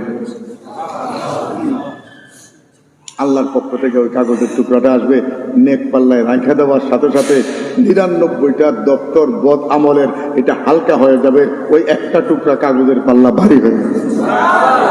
আল্লাহর বান্দা বড় মুতাআজ্জব হয়ে জিজ্ঞেস করবে, ইয়া রব, হে আমার পরওয়ারদিগার, এইটার মধ্যে এমন কি জিনিস আছে যে ওইটা দেওয়ার সাথে সাথে আমার জীবনের ৯৯টা বদ আমলের দপ্তর হালকা হয়ে গেল, একটা মাত্র কাগজের টুকরা ভারী হয়ে গেল। আল্লাহ পাক রব্বুল আলামিনের পক্ষ থেকে ওই পাচ্চাকে তাকে দেখানো হবে, বান্দা তুমি জীবনে একবার সিদ্কে কলবির সাথে, নিহায়ত মহব্বতের সাথে, নিহায়ত মহব্বতের সাথে, নিহায়ত ইখলাসের সাথে তুমি পড়ছিলা, ওইটা আমার পাচ্চার মধ্যে লেখা আছে, আশহাদু আল্লাহ ইলাহা ইল্লাল্লাহু ওয়া আশহাদু আন্না মুহাম্মাদুর রাসূলুল্লাহ। এই কালিমাটা লেখাওয়ালা ওই পাচ্চাটা যখন নেকির পাল্লায় দেওয়া দেওয়া হবে, তো ৯৯টা দপ্তর বদ আমলের হালকা হয়ে যাবে, নেকির পাল্লা ভারী হয়ে যাবে। এই হাদিসকে বলা হয় হাদিসে বেতাকা। তো হাদিসে বেতাকার দ্বারা প্রমাণিত হয় যে আসলে আমিলকে ওজন করা হবে না, মানুষকে ওজন করা হবে না, বরং মানুষের আমল নামাকে ওজন করা হবে। আর বেশি দূর যাব না, সাকিলাতান ফিল মিজান। শেষ উদ্দেশ্যটা বলে দিই, হযরত ইমাম বুখারী রাহমাতুল্লাহ আলাইহি প্রথম বাবুল ওয়াহিদ দ্বারা নবীর নবুয়ত সাবিত করলেন, তারপরে ঈমান আনলেন। দুনিয়ায় চলাকালীন অবস্থায় আল্লাহ তাবারক ওয়া তাআলার সমস্ত হুকুম আহকামের কথা বয়ান করলেন, আমাদেরকে বুঝাইলেন, আমরা বললাম, এখন বুঝলাম। এবং হযরত ইমাম বুখারী রাহমাতুল্লাহ আলাইহি বলেন, ও তালিবে ইলমরা, ও উম্মতে মুহাম্মাদিয়া সাল্লাল্লাহু আলাইহি ওয়াসাল্লাম, এগুলো তো দুনিয়ার জীবন যাপনের জন্য, আল্লাহর রজামন্দি হাসিল করার জন্য আহকামাত আমি বয়ান করলাম। এখন তোমাদেরকে আখিরাতের সামান বাড়ানোর জন্য শেষ একটা ওজিফা, একটা তাসবির মাধ্যমে আমি শেষ করতেছি। সুবহানাল্লাহি ওয়া বিহামদিহি সুবহানাল্লাহিল আযীম সুবহানাল্লাহি ওয়া বিহামদিহি সুবহানাল্লাহিল আযীম সুবহানাল্লাহি ওয়া বিহামদিহি। লফজে সুবহানের উপরে হযরত ইমাম বুখারী রাহমাতুল্লাহ আলাইহি কিতাবে আলাদা বাব বানছেন, তার ফাজাইল বয়ান করছেন। হামদের উপরে আর আলাদা বাব বানছেন, ফাজাইল বয়ান করছেন। মাশায়েখিনে কেরাম বলেন যে দৈনিক যদি কেউ সুবহানাল্লাহি ওয়া বিহামদিহি 100 বার অথবা সুবহানাল্লাহি ওয়া আলহামদুলিল্লাহি ওয়া লা ইলাহা ইল্লাল্লাহু আল্লাহু আকবার 100 বার পরে আল্লাহ পাক রব্বুল আলামিন তার সমস্ত মুশকিলাত আসান করে দিবেন, খাতামা বিল খায়রের ফয়সালা। এই জন্য গুরুত্বপূর্ণ একটা ওজিফা আমাদেরকে দিয়া, একটা তাসবিহ, একটা সবক দেয়া, ওই সবকের মাধ্যমে ইমাম বুখারী রাহমাতুল্লাহ আলাইহি বুখারী শরীফ শেষ করতেছে। ওয়া আখিরু দাওয়ানা আলহামদুলিল্লাহি রাব্বিল আলামিন।